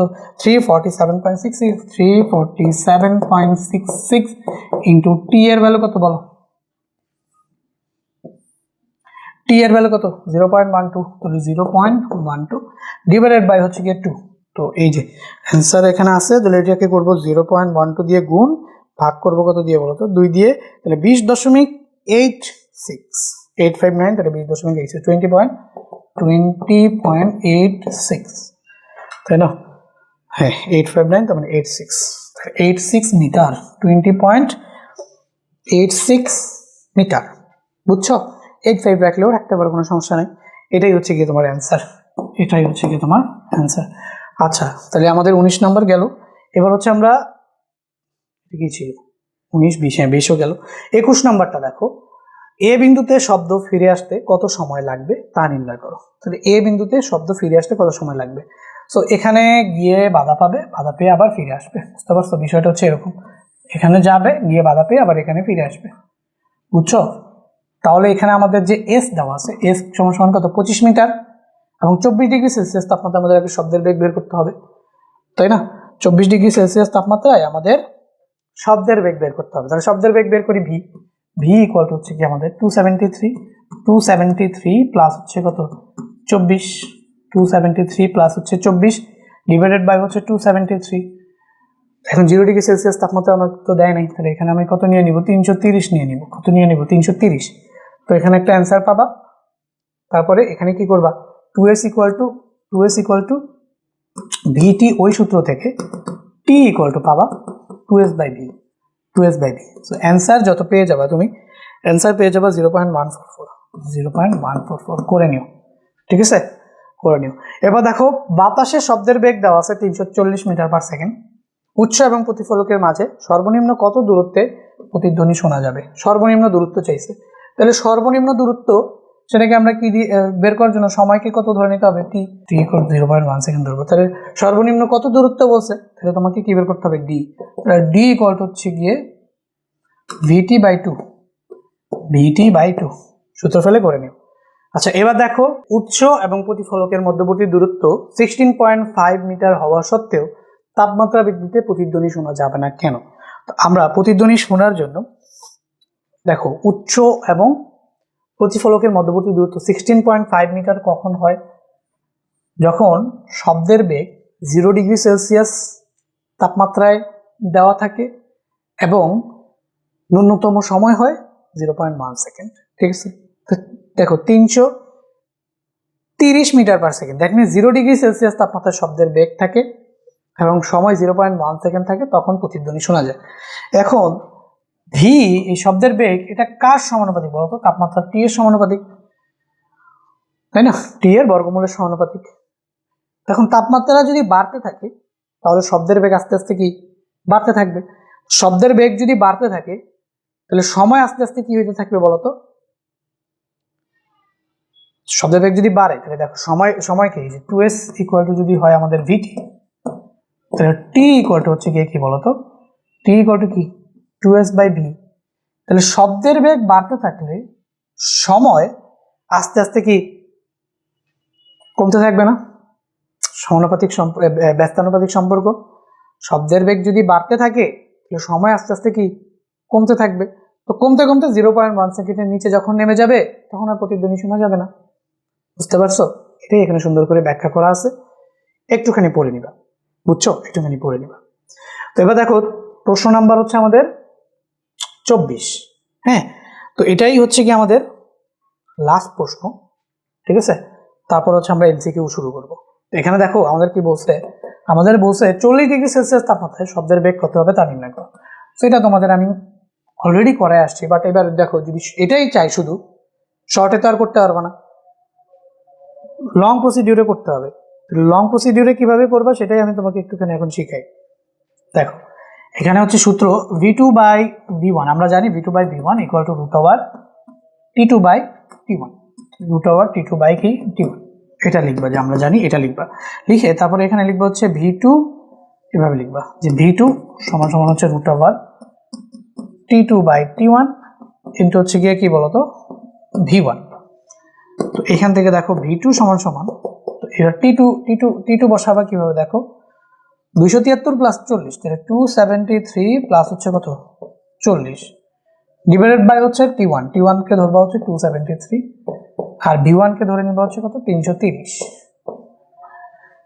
আচ্ছা, 330 ডিগ্রি কেন দিতেছি? তো এখন দেখো 273, তাহলে এখানে আমাদের আসবে 313, তাই না? আচ্ছা, আমি লিখি 273 প্লাস হচ্ছে 40 ডিভাইডেড বাই হচ্ছে 273 root answer into 330, 353.35। 353.35 metre per second, এত। ঠিক আছে, এটাই হচ্ছে কি তোমার অ্যান্সার। ঠিক আছে, তো চলো এবার এমসিকিউ গুলো শুরু করে দিই। সো প্রথম এমসিকিউটা দেখতে পাচ্ছ, একটি স্প্রিং এ 5 কেজি ভর ঝোলানো হলে, তাই না? আমরা সরল স্পন্দন গতি এটা একটা আগে দেখবো। তো একটি স্প্রিং এ 5 কেজি ভর ঝোলানো হলে এতে দৈর্ঘ্য 2 সেন্টিমিটার বৃদ্ধি পেল। ঠিক আছে, স্প্রিং ধ্রুবক নির্ণয় করো। তো দেখো, আমরা স্প্রিং এর যে বল, সেই এফ ইকুয়াল টু কি জানি বলতো, মাইনাস কে এক্স স্প্রিং এর জন্য। ঠিক আছে, আর যদি হচ্ছে আমরা মাইনাসটাকে ইগনোর করি, মাইনাস দিয়ে কি বোঝায়, জাস্ট দিক বোঝায়, যেদিকে স্প্রিং এ বল দিবা তার বিপরীত দিকে। তো আমরা মাইনাসটাকে ইগনোর করলাম, দিক আমরা নিয়ে আলোচনা করলাম না, শুধু মান নিয়ে আলোচনা। তো এফ ইকুয়াল টু আমরা কি জানি বলতো, স্প্রিং এর উপর যে একটা স্প্রিং থাকে, সেই স্প্রিং এ তুমি যদি হচ্ছে একটা ভর ঝুলায় দাও, তাহলে নিচের দিকে যে বলটা কাজ করবে সেটা যদি এফ হয়, তাহলে এফ সমান সমান ডাব্লিউ সমান সমান এম জি এর সমান না? এবং এই স্প্রিংটার যদি সরণ হয়, ধরে নাও আগে স্প্রিংটা ছিল এরকম, এখন তুমি টেনে এই বরাবর নামায় দিছো, তাহলে এই স্প্রিংটা সরণ হচ্ছে কত বলো তো, এক্স না? তাহলে আমরা দেখছি এফ ইকুয়াল টু কি, কে এক্স। ঠিক আছে, তো এখন আমাদের এটা, এই যে এক্স এর ভ্যালু দেওয়া আছে 2 সেন্টিমিটার, 2 সেন্টিমিটার সমান সমান হচ্ছে 0.02 মিটার, 0.02 মিটার। এফ এর ভ্যালু কত বলো তো, এম হচ্ছে কত, 5 কেজি ভর ঝুলাইছো, তাহলে 5 ইন্টু জি এর ভ্যালু হচ্ছে 9.8। এগুলো বসাও। তো এখান থেকে এখানে তোমাকে বলছে স্প্রিং ধ্রুবক কে ইকুয়াল টু হোয়াট, কে চাইছে, তাহলে এখান থেকে দেখো কে ইকুয়াল টু হচ্ছে এফ বাই এক্স, এত কিছু তোমার লেখা লাগবে না, আমি জাস্ট তোমাদের বোঝানোর জন্য লিখতেছি। তো এফ এর ভ্যালু কত বল, এফ এর ভ্যালু হচ্ছে গিয়ে এম জি, তাহলে 5 ইন্টু 9.8 এম জি বাই হচ্ছে আমাদের কি এক্স কত, 0.02। তো 5 ইন্টু 9.8 ডিভাইডেড বাই 0.02, তাহলে পাবা 2450 newton per metre, 2450 newton per metre spring ধ্রুবকের একক হচ্ছে এটা। আশা করি বুঝতে পারছো। পরের প্রশ্নটা বলছে, 1 মিটার লম্বা একটি সুতায় 30 গ্রাম ভরের একটি ইটের টুকরা ঝুলিয়ে দিলে দোলনকাল কত? তাহলে দোলনকালের সূত্র হচ্ছে T equal to 2 pi root over l by g. So ভাইয়া, তো এখানে 2 ইন্টু পাই এর value 3.1416 into root over l by g. L কত বলো, এল কত, 1 মিটার, তাহলে 1/9.8 এটা অলরেডি আমরা করছি। তো এটা আমাদের এই যে 2.07 সেকেন্ড এইটাই আসবে, আমরা অলরেডি কিন্তু এটা আমরা করছি। খ নাম্বারটা আমাদের হচ্ছে উত্তর, বুঝতে পারছো? সো এবার হচ্ছে আমরা 3 নাম্বারটা করবো, নিচের কোন সম্পর্কটি সঠিক। তাহলে সবগুলো সূত্র যদি আমি ভালো মতো জানো, এটা তুমি পারবা। সো দেখো, এখন প্রথম অপশনটা তোমাদের শর্ট সিলেবাসে নাই, এটা ছিল অধ্যায় 6। তো এটা বুঝতেই পারতো, এটা ছিল ঢাকা বোর্ড 25-এর প্রশ্ন, ঠিক আছে। সো ভাইয়া, এইখানে কিন্তু 3 আলফা ইকুয়াল টু 2 বিটা আর ইকুয়াল টু গামা, এই সম্পর্কটা সঠিক না, তাই না? তো তোমাদের তো নাই। তারপরে আমি তোমাদেরকে বলি যে এখানে দৈর্ঘ্য প্রসারণ সহগ আলফা, ক্ষেত্র প্রসারণ সহগ হচ্ছে বিটা, এবং আয়তন প্রসারণ সহগ হচ্ছে গিয়ে গামা। বিটা ইকুয়াল টু এরকম সম্পর্ক ছিল, বিটা ইকুয়াল টু হচ্ছে গিয়ে 2 আলফা আর গামা ইকুয়াল টু ছিল হচ্ছে 3 আলফা। তো এখানে তো আমাদের আসলে 3 আলফা 2 বিটা গামা এই সম্পর্কটা সঠিক নয়। এখন এটাও অধ্যায় 6 থেকে আসছে, ঠিক আছে। এটা হচ্ছে কিউ ইকুয়াল টু, ফর্মুলা ছিল M S del theta, but এখানে দেওয়া আছে হচ্ছে সি, তো এটাও কারেক্ট না। এখন দেখো, এইটা এই অধ্যায়ের, সেটা কি, এই যে আমরা জানি হচ্ছে গিয়ে টি ইকুয়াল টু হচ্ছে 2 pi root over l by জি, এটা আমরা জানি, ঠিক আছে। সো ভাইয়া, এখান থেকে দেখো যদি স্কোয়ার করে দাও, তাহলে এখানে আমাদের, আচ্ছা বোথ সাইডে স্কোয়ার করে দিলে এখানে হবে কত, টি স্কোয়ার, আর এখানে হবে 4 পাই স্কোয়ার, আর এখানে হবে কত বলতো, এল বাই জি, রুটটা কাটা যাবে। তো এখান থেকে দেখো, জিটাকে যদি এই পাশে নিয়ে আসো, তাহলে এখানে জি টি স্কোয়ার ইকুয়াল টু হচ্ছে গিয়ে 4 পাই স্কোয়ার এল, বুঝতেছো, 4 পাই স্কোয়ার এল, তাহলে 4 পাই স্কোয়ার এল। আচ্ছা, এখানে একটু মিস্টেক আছে, জি টি স্কোয়ার, এখানে হবে 4 পাই স্কোয়ার কি এল, এটাই হবে তোমার অ্যান্সার, বুঝছো, জি টি স্কোয়ার 4 পাই স্কোয়ার এল। আর এটা হচ্ছে আমাদের চলতরিৎ অধ্যায় 11, এটাও তোমাদের নাই। এখান থেকে একটা সূত্র ছিল, rho equal to R A by L, তাহলে এই সূত্রটা এরকম ছিল যে রো ইকুয়াল টু হচ্ছে আর এ বাই এল, বুঝতেছো? বাট এখানে আমাদের দেওয়া কি বলো, তাহলে রো এল, তাহলে এটা হয়তো কি বলতো rho into L equal to R A, but এটা উল্টা দেওয়া আছে, তার মানে কারেক্ট অ্যান্সার শুধুমাত্র আমাদের কোনটা, গ। তো এরকম ভাবে সবগুলো সূত্র যদি তুমি জানো তাহলে আইডেন্টিফাই করে এগুলো তুমি বের করতে পারবা। 3 নাম্বারটা গেল। 4 নাম্বারটা বলছে T equal to 2 pi root over l by g prime. এখানে টি দোলনকাল, এল সুতার দৈর্ঘ্য এবং জি মধ্যাকর্ষণ জড়িত ত্বরণ। উদ্দীপকের দোলনকাল কখন বেশি হবে? দোলনকাল বেশি, টি বেশি, তাহলে এল কে অবশ্যই কি হইতে হবে, বেশি হইতে হবে, আর জি কে হইতে হবে গিয়ে কম। তো আমাদের এখানে কি বলছে, পেন্ডুলামের ভর বৃদ্ধি পেলে, ঠিক আছে? তো দেখো ভরের উপর দোলনকাল কখনোই নির্ভর করে না, তাহলে ভরের উপর কি নির্ভর করে না, তাহলে আমাদের সুতার দৈর্ঘ্য বৃদ্ধি পেলে এবং জি এর মান কমলে, এটাই হচ্ছে কারেক্ট আনসার। তাহলে 2 ও 3, ঠিক আছে? 4 আমাদের আনসার হচ্ছে খ। গ 4 আনসার কত বলো তো, গ 2 ও 3। সুতার দৈর্ঘ্য বৃদ্ধি পেলে জি এর মান কমলে, পেন্ডুলামের ভরের উপর তোমার হচ্ছে পর্যায়কাল কখনোই নির্ভর করে না, ঠিক আছে? এবার দেখো 5 নাম্বার প্রশ্নটা আমাদের কি দেওয়া আছে, নিচের কোনটি অনুদৈর্ঘ্য তরঙ্গ নির্দেশ করে? তো অনুদৈর্ঘ্য তরঙ্গ কি, যে সংকোচন প্রসারণের মাধ্যমে যায়, তাহলে শব্দ, তাহলে এই শব্দ তরঙ্গ অনুদৈর্ঘ্য তরঙ্গের প্রকৃষ্ট উদাহরণ, ঠিক আছে? 5 গ। এটা দেখো 6 নাম্বারটা আমাদের কি বলছে, নিচের কোন কণাগুলো একই দশা সম্পন্ন? দেখো তরঙ্গের উপরে অবস্থিত কোনো কণা যেটা একই জায়গায় থাকে সেটা একই দশা, যেমন এটা এটা এবং এখানে যদি থাকতো সেগুলো একই দশার হইতো। এগুলো সব একই দশার, না সরি এটার সাথে এটা সাথে এটা, এগুলো সব একই দশার, মানে একই অবস্থায় থাকা অবস্থায় যে থাকে না সেটাই একই দশা সম্পন্ন। তো এরকম এটা আর এটাও কি একই দশা সম্পন্ন, আবার এটা এবং এটাও কি একই দশা সম্পন্ন, বুঝতে পারছো? এরকম হচ্ছে গিয়ে কথা। এখন আমাদের বলছে কি বি সি ডি, তাহলে বি এখানে সি এখানে না, এটা একই দশায় না, ঠিক আছে? বি উপরের দিকে সি নিচে, এটা একই দশায় না। সি ই জি, সি সাথে জি একই দশায়, বাট ই মাঝখানে চলে আসছে, এটা ই একই দশায় না, তাহলে সি জিও হবে না।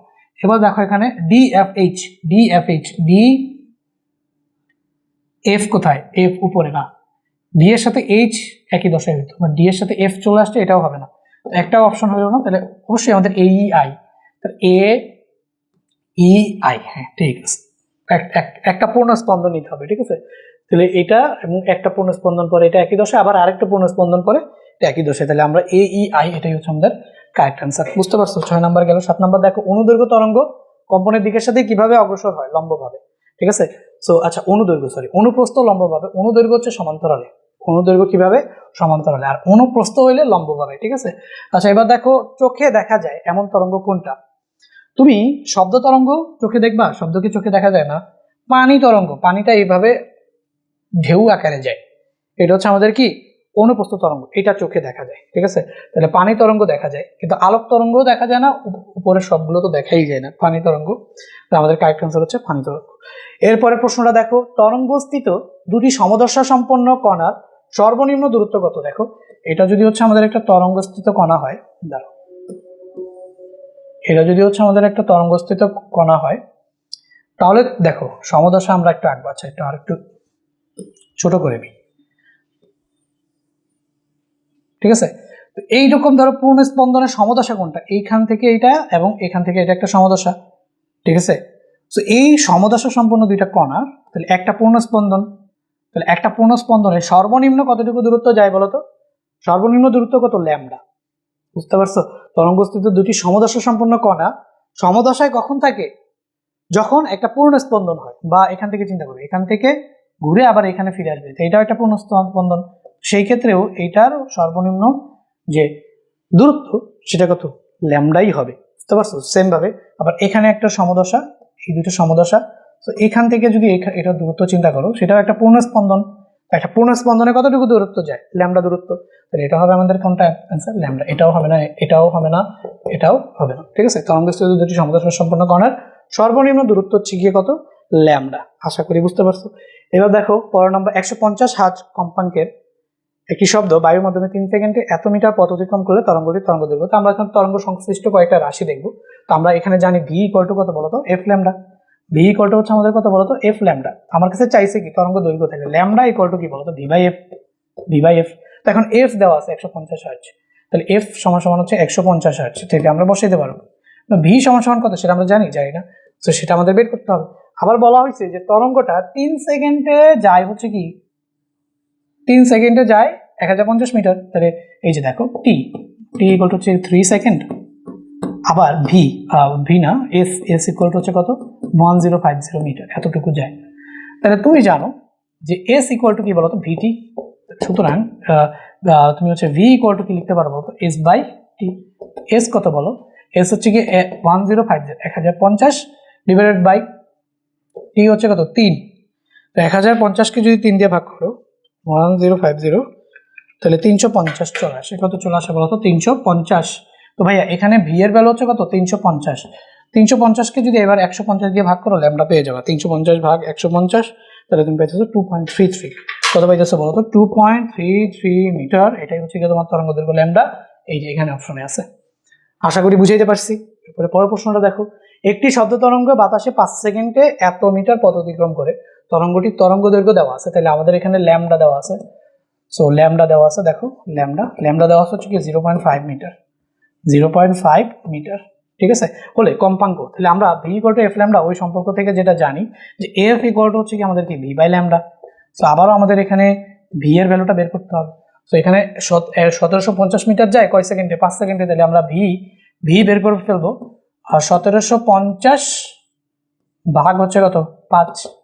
ঠিক আছে, 1750 ভাগ 5 350। এটাও কত আসে বলো তো 350। তো 350 ভাগ হচ্ছে কত ল্যামডা, ল্যামডার ভ্যালু কত 0.5। তুমি কম্পাঙ্ক পাবা ভাগ 0.5 700, কত পেয়ে যাবে বলো তো 700 হার্টজ। 700 কম্পাঙ্কের একক হচ্ছে হার্টজ। তাহলে এখানে তুমি পাবা 700 হার্টজ। বুঝতে পারছো? ঠিক আছে, পরের প্রশ্নটা দেখো। পরের প্রশ্ন বলছে শব্দের বেগ 340 মিটার পার সেকেন্ড এবং তরঙ্গ দৈর্ঘ্য 250 সেন্টিমিটার হলে পর্যায়কাল। তাহলে দেখো পর্যায়কাল আর তরঙ্গ দৈর্ঘ্য ভি ইকুয়াল টু দেখো F lambda. V equal to হচ্ছে গিয়ে এফ ল্যামডা। এখন এফ ইকুয়াল টু আবার এফ এর সূত্র কি বলো, এফ ইকুয়াল টু হচ্ছে গিয়ে 1/t অথবা n/t। তো যেহেতু আমাদের এখানে পর্যায়কাল চাইছে, তাহলে আমরা এফ ইকুয়াল টু 1/t লিখতে পারি। তাহলে 1/t ইন্টু কি 1/t ইন্টু ল্যামডা। তাহলে এই যে 1/t ইন্টু ল্যামডা। তাহলে সুতরাং আমরা বলতে পারি যে ভাইয়া আমাদের এখানে বি ইকুয়াল টু হচ্ছে গিয়ে কি ল্যামডা বাই টি, এটা বলা যায়। তো সুতরাং টি ইকুয়াল টু হচ্ছে গিয়ে কি বলতো টি, পর্যায়কাল চাইছে না, টি ইকুয়াল টু হচ্ছে আমাদের কি ল্যামডা বাই ভি। তখন ল্যামডা দেওয়া আছে না, ল্যামডা দেওয়া আছে কত 250, এটাকে মিটারে নিলে 2.5, 100 দিয়ে ভাগ করো 2.5। আর ভি কত, ভি হচ্ছে 340। তাহলে এই বসবে আমাদের 340। তো 2.5 বাই 340, তো আমরা করি 2.5 বাই 340। তাহলে তোমার আসছে 7.35 into 10 to the power -3, 7.35 into 10 to the power -3, 7.35 into 10 to the power -3। বুঝছো? ঠিক আছে, এরপরে দেখো পরের প্রশ্নটা কি বলছে। পরের প্রশ্নটা হচ্ছে তরঙ্গ দৈর্ঘ্যের একক কি। তরঙ্গ দৈর্ঘ্যের একক নরমালি একক হচ্ছে গিয়ে নরমালি মিটার। সো একক সমান হচ্ছে গিয়ে মিটার। সো মিটার এককটা এখানে নাই, তাহলে তোমাকে দৈর্ঘ্যের যে কোনো একটা একক নিতে হবে। তাহলে দেখো দৈর্ঘ্যের একটা একক হচ্ছে গিয়ে কি অ্যাংস্ট্রম। ঠিক আছে, তাহলে দৈর্ঘ্যের একটা একক কি বলতো আবার অ্যাংস্ট্রম। তাহলে তরঙ্গ দৈর্ঘ্যের একক হচ্ছে মিটার। যেহেতু মিটার নাই তাহলে দৈর্ঘ্যের একটা একক নিতে হবে। তো এখানে দৈর্ঘ্যের একটা একক হচ্ছে অ্যাংস্ট্রম। বুঝতে পারছো? তো এখানে আমরা অ্যাংস্ট্রম দিব। ঠিক আছে, এরপরে দেখো কোন তরঙ্গের তরঙ্গ দৈর্ঘ্য দেওয়া আছে ল্যামডা ইকুয়াল টু দেওয়া আছে 1 মিটার, কম্পাঙ্ক এফ দেওয়া আছে হচ্ছে 5 হার্টজ, তরঙ্গটির বেগ। তাহলে ভি ইকুয়াল টু হচ্ছে গিয়ে কত এফ ল্যামডা মানে 1 ইন্টু 5, তাহলে 5 মিটার পার সেকেন্ড। এটা হচ্ছে তোমার কারেক্ট আনসার। বুঝতে পারছো? 15 নম্বরটা দেখো, তরঙ্গ ভিন্ন ভিন্ন মাধ্যমের ভেতর দিয়ে যাওয়ার সময় নিচের কোনটি অপরিবর্তিত থাকে। দেখো এটা ধরো মাধ্যম এ, এটা ধরো হচ্ছে মাধ্যম এ, এটা ধরো হচ্ছে মাধ্যম বি। সো মাধ্যম এ থেকে যদি মাধ্যম বি তে কোনো তরঙ্গ যায়, তাহলে তরঙ্গ দৈর্ঘ্য সেম থাকবে, এফ সেম, সরি তরঙ্গ দৈর্ঘ্য না, কম্পাঙ্ক সেম, এফ সেম একই থাকবে।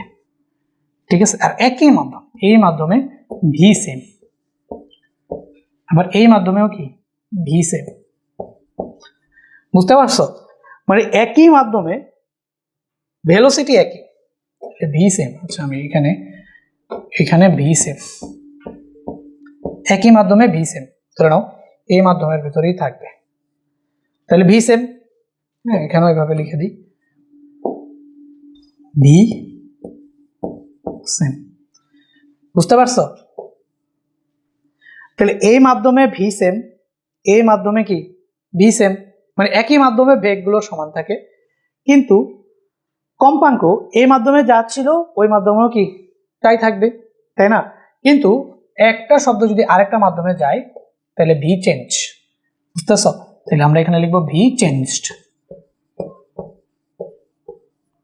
ভি চেঞ্জড, এবং ল্যামডাও চেঞ্জ। এখানে V same but lambda same না, ঠিক আছে? ল্যামডা নিয়ে আমরা কথা বললাম না, ল্যামডা নিয়ে আসে না। বাট ভি আর দেখো এফ আর ভি এর ভিতরে যে সম্পর্ক, মাধ্যম পরিবর্তন হইলেও এফ পরিবর্তন হয় না, এফ সবসময় সেম। তো ভি এই মাধ্যমে ভি যা, এই মাধ্যমে ভি, এই মাধ্যমে ভি সবসময় একই, এই মাধ্যমে ভি সবসময় একই, কিন্তু এই মাধ্যম থেকে যদি এই মাধ্যমে যায় তাহলে ভি কি হয়ে যাবে? চেঞ্জ হয়ে যাবে। তাহলে আমাদের বলছে তরঙ্গ ভিন্ন ভিন্ন মাধ্যমের ভেতর দিয়ে যাওয়ার সময় নিচের কোনটি অপরিবর্তিত থাকে? বলতো কোনটি অপরিবর্তিত থাকবে? কম্পাঙ্ক কি থাকে? সেম থাকে। এক মাধ্যম থেকে আরেক মাধ্যমে গেলে কম্পাঙ্ক সেম থাকে, তাই না? তাহলে আমরা এখানে অ্যান্সার কি দিব বলতো? কম্পাঙ্ক। ঠিক আছে? তাহলে তরঙ্গ ভিন্ন ভিন্ন মাধ্যমের ভেতর দিয়ে যাওয়ার সময় নিচের কোনটি অপরিবর্তিত থাকে? কম্পাঙ্ক অপরিবর্তিত থাকে। ঠিক আছে, আশা করি বুঝছো। এবার আসো, চিত্রে প্রদর্শিত দূরত্ব অতিক্রম করতে তরঙ্গটি 6 সেকেন্ড সময় লাগে। তাহলে এখানে আমাদের কয়টা দূরত্ব আছে? একটা ল্যামডা, দুইটা ল্যামডা, 3 ল্যামডা, তাই না? টোটাল এখানে একটা ল্যামডা, আবার এখান থেকে আরেকটা ল্যামডা, আবার এখান থেকে আরেকটা ল্যামডা। তাহলে টোটাল ডিস্টেন্স কত বলতো? 3 ল্যামডা, এবং সময় লাগে কত বলতো? টি ইকুয়াল টু 6 সেকেন্ড। 6 সেকেন্ড। চিত্রে প্রদর্শিত দূরত্ব অতিক্রম করতে 6 সেকেন্ড সময় লাগে, তরঙ্গটির কম্পাঙ্ক। তো টোটাল এখান থেকে এখানে দূরত্ব কত বলতো? 3 ল্যামডা। ঠিক আছে, এখন আমাদের চাইছে তরঙ্গটির কি কম্পাঙ্ক, বা 3টা পূর্ণ স্পন্দন দেয়। এখান থেকে আমরা, আচ্ছা কম্পাঙ্কের কি কি সূত্র আছে সেটা আমরা একটু দেখি। কম্পাঙ্কের সূত্র আছে এফ, এফ ইকুয়াল টু হচ্ছে গিয়ে n by t, n by t সমান হচ্ছে 1/t, তারপর হচ্ছে ভি বাই ল্যামডা। তো এখানে কি শব্দের বেগ কোনোভাবে বের করা সম্ভব? ল্যামডা নিলে আমরা পাইলাম 3 ল্যামডা, ল্যামডার অ্যাকচুয়াল ভ্যালু তো আমরা পাইনি, তো এই সূত্র দিয়ে করা যাবে না। পর্যায়কাল দেওয়া আছে না, তাহলে এই সূত্র দিয়েও করা যাবে না। তরঙ্গের কম্পন সংখ্যা দেওয়া আছে, এন দেওয়া আছে, এন কয়টা পূর্ণ স্পন্দন? 3টা, একটা, দুইটা, তিনটা পূর্ণ স্পন্দন দেওয়া আছে, তাহলে এন দেওয়া আছে, এন সমান 3। ঠিক আছে, এবং টি সমান কত? টি সমান হচ্ছে 6। কোন সূত্র ফেলবো এটা? তো এফ সমান হচ্ছে 3/6, তার মানে হচ্ছে 0.5 হার্টজ।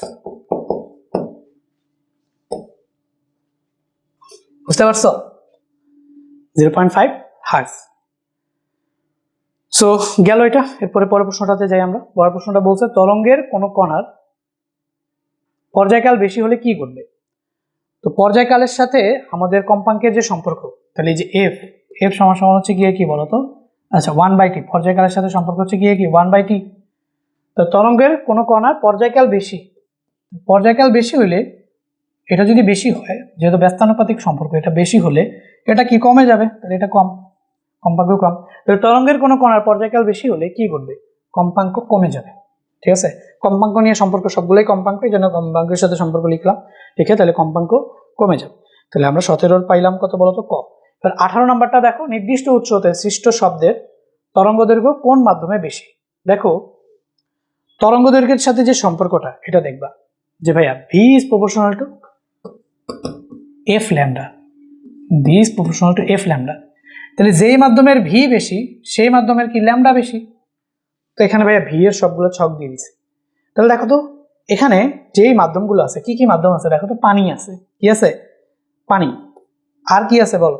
পানি, আরেকটা আছে কি? লোহা, এই যে লোহা। আর কি আছে? 30 ডিগ্রি সেলসিয়াস তাপমাত্রায় বায়ু, 0 ডিগ্রি সেলসিয়াস তাপমাত্রায় বায়ু। এখন দেখো শব্দের বেগ কঠিন মাধ্যমে সবচেয়ে বেশি, তরল মাধ্যমে তার চেয়ে বেশি, আর বায়ু মাধ্যমে সবচেয়ে কম। শব্দের বেগ সবচেয়ে কম হচ্ছে কত বলতো? বায়ু মাধ্যমে।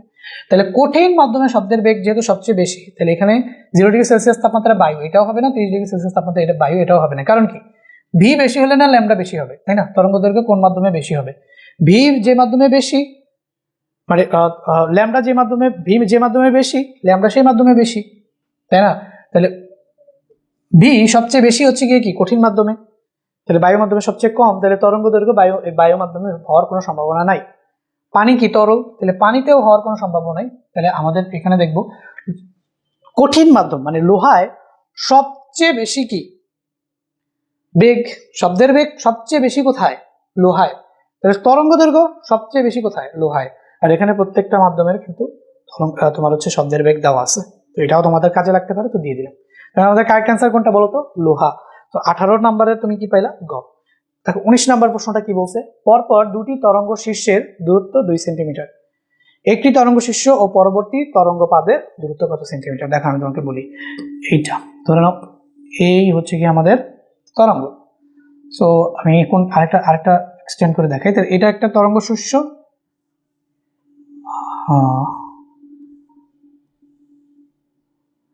দেখো এটা একটা তরঙ্গ শীর্ষ, ঠিক আছে, পরপর দুটি তরঙ্গ শীর্ষ, আর এখানে আরেকটা তরঙ্গ শীর্ষ। তাহলে দেখো এই তরঙ্গ শীর্ষ আর এই তরঙ্গ দৃশ্য, এদের মাঝখানে দূরত্ব কি? একটা পূর্ণ স্পন্দন না, তাহলে এদের মাঝখানে দূরত্ব কি? ল্যামডা। তাহলে পরপর দুটি তরঙ্গ শীর্ষের দূরত্ব হচ্ছে 2 সেন্টিমিটার, তাহলে এই ল্যামডা সমান সমান কত সেন্টিমিটার বলতো? 2 সেন্টিমিটার। তাহলে তরঙ্গ শীর্ষ ও পরবর্তী তরঙ্গ পাদ, এই হচ্ছে তরঙ্গ শীর্ষ, আর এটা হচ্ছে গিয়ে পরবর্তী তরঙ্গ পাদ। এটা হচ্ছে গিয়ে শীর্ষ আর এটা হচ্ছে গিয়ে পাদ, তরঙ্গ পাদ। কেউ আবার পাদ পইল না, ঠিক আছে, পাদ পইল না, পুরো পাদ, ঠিক আছে। সো দেখো তরঙ্গ শীর্ষ যেটা সেটা 2 সেন্টিমিটার, তাহলে টোটালটা একটা তরঙ্গ দৈর্ঘ্য সেটা যদি 2 সেন্টিমিটার হয়, তাহলে দেখো তো এই পুরোটার অর্ধেক না, এটা বুঝাই তো যাইতেছে যে এটা এখান থেকে এই পর্যন্ত যদি পুরোটা হয়, তাহলে এটা কি অর্ধেক, এইটা হবে আমাদের কি বলতো? ল্যামডা বাই, বুঝতেছো? তাহলে ল্যামডা কত সেন্টিমিটার বলো? 2 সেন্টিমিটার, তাহলে এটা আমাদের কত হবে বলতো? 1 সেন্টিমিটার। তাহলে এটা কত হবে? তাহলে পরবর্তী তরঙ্গ পাদের দূরত্ব 1 সেন্টিমিটার। 19-এর আমরা কত পেলাম? গ। ঠিক আছে, এবার চলো আমরা পরবর্তী প্রশ্ন 20, পরপর একটি তরঙ্গ শীর্ষ ও একটি তরঙ্গ পাদের মধ্যবর্তী দূরত্ব, পরপর একটা তরঙ্গ শীর্ষ আর একটা তরঙ্গ পাদ মধ্যবর্তী দূরত্ব কত? ল্যামডা বাই 2 আমরা পাইছি কিন্তু, তাই না? তো এই যে আমাদের এটা ল্যামডা বাই 2। খ, একটা তরঙ্গ শীর্ষ ও একটি তরঙ্গ পাদের মধ্যবর্তী দূরত্ব কত? Lambda by 2। 20-এর খ। 21 দেখো চিত্রে বিপরীত দশায় আছে কোনটি? তাহলে এখানে আমরা দেখতেছি পি আর আর কি কোথায় আছে? বিপরীত দশায় আছে, তাই না? তারপর হচ্ছে এই যে পি প্রাইম আর আর প্রাইম এগুলো বিপরীত দশায় আছে। এখন আমাদের অপশনে কোনটা দেওয়া আছে দেখি, যেমন এই যে এস এবং পি প্রাইম এটা কিভাবে আছে? বিপরীত দশায় আছে, না সরি আর আর পি প্রাইম বিপরীত দশায় আছে, এরকম আর কি। তো এখন আমি দেখি পি আর পি প্রাইম, তাহলে পি আর পি প্রাইম সমদশায়, এটা হবে না। এস এবং এস প্রাইম, এস এবং এস প্রাইম একটা পূর্ণ স্পন্দন, হ্যাঁ এটাও কি সমদশায়, এটাও হবে না, এটাও সমদশায়, এটাও হবে না। আর ও আর প্রাইম, তাহলে আর ও আর প্রাইম এরাও সমদশায়, এটাও হবে না। পি এবং আর, তাহলে যে পি এবং আর বলছি না, পি এবং আর, এটা হবে কি পরস্পর বিপরীত দশা, একটা উপরে উঠতেছে একটা নিচে নামতেছে। তো এটাই হচ্ছে আমাদের কারেক্ট আনসার, যে চিত্রের বিপরীত দশায় আছে কোনটি। কারেক্ট আনসার পাইছি। এরপরে হচ্ছে পরেরটা যাই, তরঙ্গ সঞ্চালনকারী কোনো কণার বেগ বৃদ্ধি পাবে, তাহলে বেগ বৃদ্ধি পাবে ভি, ভি ইকুয়াল টু কি? F lambda. তাহলে কম্পাঙ্ক যদি বাড়ে বেগ বাড়বে, তাহলে কম্পাঙ্ক বাড়লে বেগ বাড়বে, তাই না? আবার তরঙ্গ দৈর্ঘ্য বাড়লেও বেগ বাড়বে। আর দেখো এটাকে আবার কি লেখা যায় বলতো? এফ ইকুয়াল টু কি 1/t না, তাহলে এটাকে লেখা যায় হচ্ছে ল্যামডা বাই টি, তাহলে 1/t, তো এফ ইকুয়াল টু 1/t, তাহলে এটাকে আবার কি লেখা যায়? Lambda by T. তার মানে এটা যদি বাড়ে তাহলে ভি কি কমবে, তাহলে পর্যায়কাল বৃদ্ধি পেলে ভি কি হয়ে যাবে? কমে যাবে। তার মানে আমাদের লাস্ট অপশনটা কারেক্ট না, তাহলে আমাদের কারেক্ট অ্যান্সার হচ্ছে 1 আর 2। ঠিক আছে, টি বাড়লে ভি কমবে, এটা বলছে যে টি বাড়াইতে হবে, ভি বাড়াইতে হবে, তাহলে টিকে কি করতে হবে? কমাইতে হবে। তো এটা আমাদের অপশন ভুল আছে। আচ্ছা এরপরে দেখো এই প্রশ্নটা দেখো কি বলছে। ঠিক আছে, নিচের চিত্রের আলোকে 23 ও 24 নম্বর প্রশ্ন উত্তর দাও। তো চিত্রটা আমাদের এখানে দেওয়া আছে, কয়টা পূর্ণ স্পন্দন, এখান থেকে এই পর্যন্ত দেখো, এখান থেকে আর এই পর্যন্ত একটা পূর্ণ স্পন্দন, আবার এখান থেকে এটা দুইটা পূর্ণ স্পন্দন, তার মানে 2 ল্যামডা। এটা টোটাল দূরত্ব দেওয়া আছে কত? দুইটা ল্যামডা গেছে, দূরত্ব দেওয়া আছে 10 সেন্টিমিটার, তাহলে ল্যামডা ইকুয়াল টু কত দেওয়া আছে বলতো? 5 সেন্টিমিটার। তো 5 সেন্টিমিটারকে আমাদের কিসে নিতে হবে, 5 সেন্টিমিটার, এটাকে লিখতে হবে 0.05 মিটারে নিতে হবে। নিলাম। বলছে তরঙ্গটির বেগ, তাহলে ভি এফ ল্যামডা, তো এফ দেওয়া আছে দেখো 1100, আমরা এখানে 1100 বসাবো, ইন্টু ল্যামডা দেওয়া আছে দেখো 0.05, তো 1100 ইন্টু 0.05, 1100 ইন্টু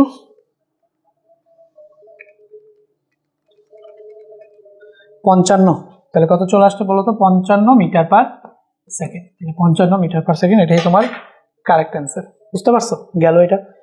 24 নম্বর প্রশ্নটা দেখো কি বলছে, তরঙ্গটির এতটি পূর্ণ স্পন্দনে কত সময় লাগে। তাহলে আমরা এখানে ল্যামডা সমান সমান কত পাইছি বলো, 0.05। আচ্ছা, তো এতটি পূর্ণ স্পন্দন দিতে কত সময় লাগবে, তাহলে এটা আমাদের আসলে এন দেওয়া আছে, এন সমান সমান কত, 8800। সো টি চাইছে, টি ইকুয়াল টু 1। তাহলে আমরা জানি এফ ইকুয়াল টু হচ্ছে কি বলো তো, আমরা সূত্র তো জানি না, সেটা কত, n by t. F equal to n by t, t সমান সমান এন বাই এফ। আর এফ এর ভ্যালু হচ্ছে 1100 কাটা, তাহলে এখানে তুমি পেয়ে যাবে 8 সেকেন্ড। বুঝতে পারছো? ঠিক আছে, চলো সামনে যাই।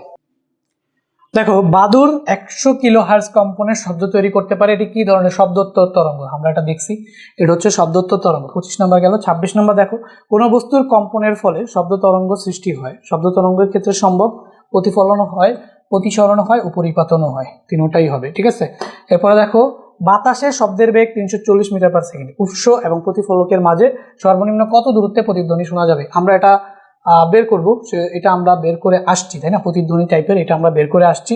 তো আমরা যদি সর্বনিম্ন দূরত্ব এস বের করতে চাই, তাহলে হচ্ছে আমাদের v into T divided by k, 2 এটা করতে হয়। তো 340 ইন্টু টি এর ভ্যালু 0.1 ধরে নিতে হবে, তাই না।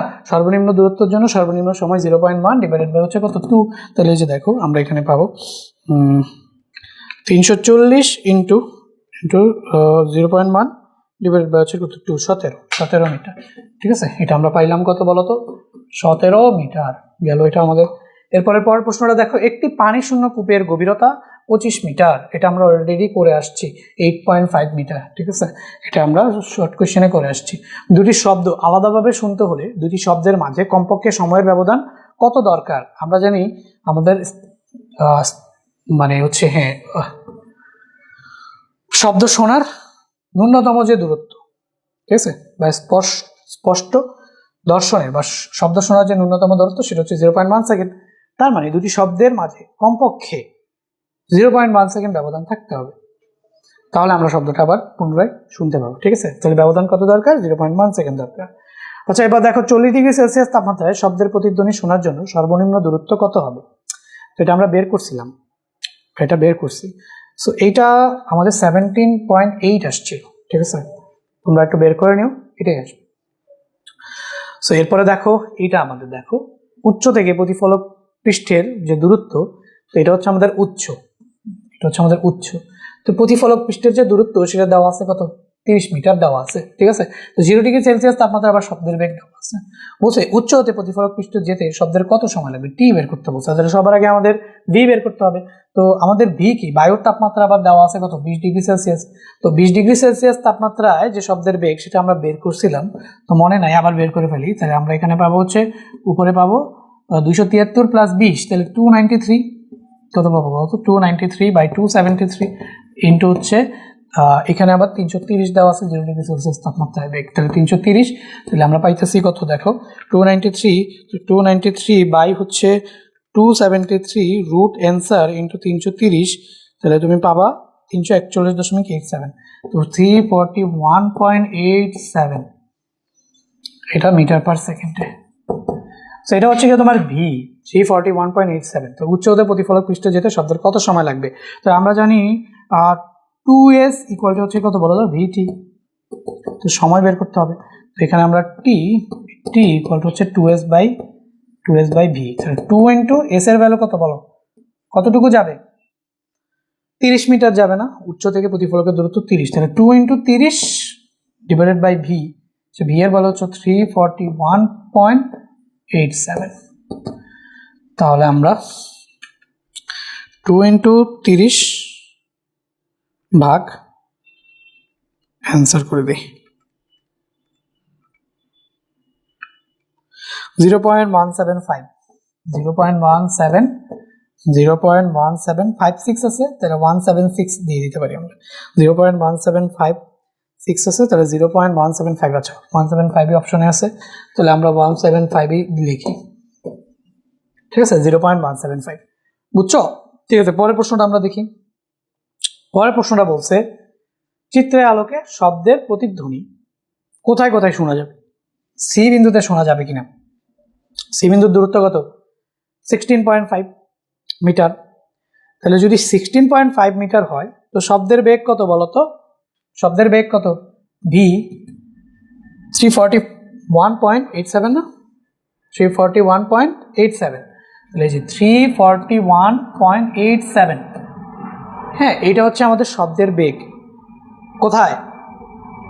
বায়ুতে। এখন দেখো যদি 330 মিটার পার সেকেন্ড হয় তাহলে ন্যূনতম দূরত্ব হয় 16.5 মিটার, আমাদের মুখস্থ।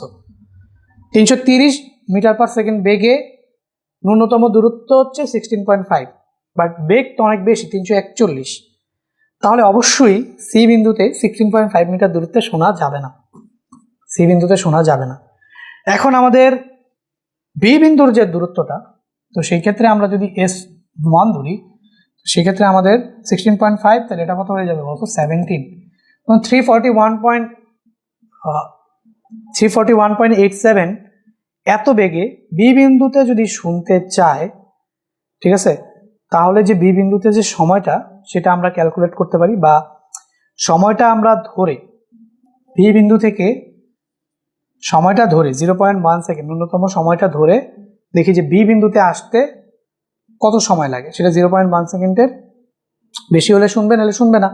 তাহলে আমরা যদি টি বের করি, তাহলে টি সমান সমান হচ্ছে আমাদের কি 2s into V, 2s1, S হচ্ছে আমাদের কত 17, ডিভাইডেড বাই হচ্ছে 341.87, দেখি 87, এইখানে আমাদের টি কত আসে সেটা দেখি। যদি 0.1 সেকেন্ডের বেশি হয় তাহলে শুনতে পারবে, এটা 17 কেন? 16.5 প্লাস 5 বি বিন্দু, তাই না?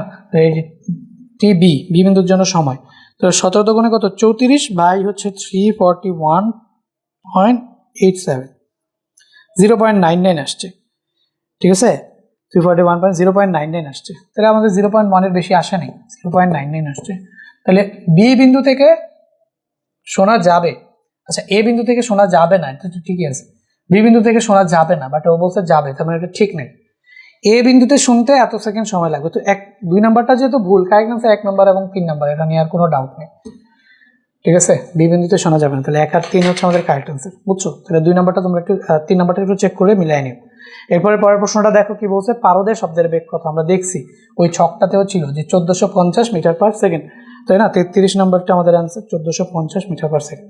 এরপর বলছে শূন্য মাধ্যমে শব্দের দ্রুতি কত? আমরা জানি শূন্য মাধ্যমে শব্দ চলতেই পারে না, এটার বেগ কত? 0 মিটার পার সেকেন্ড।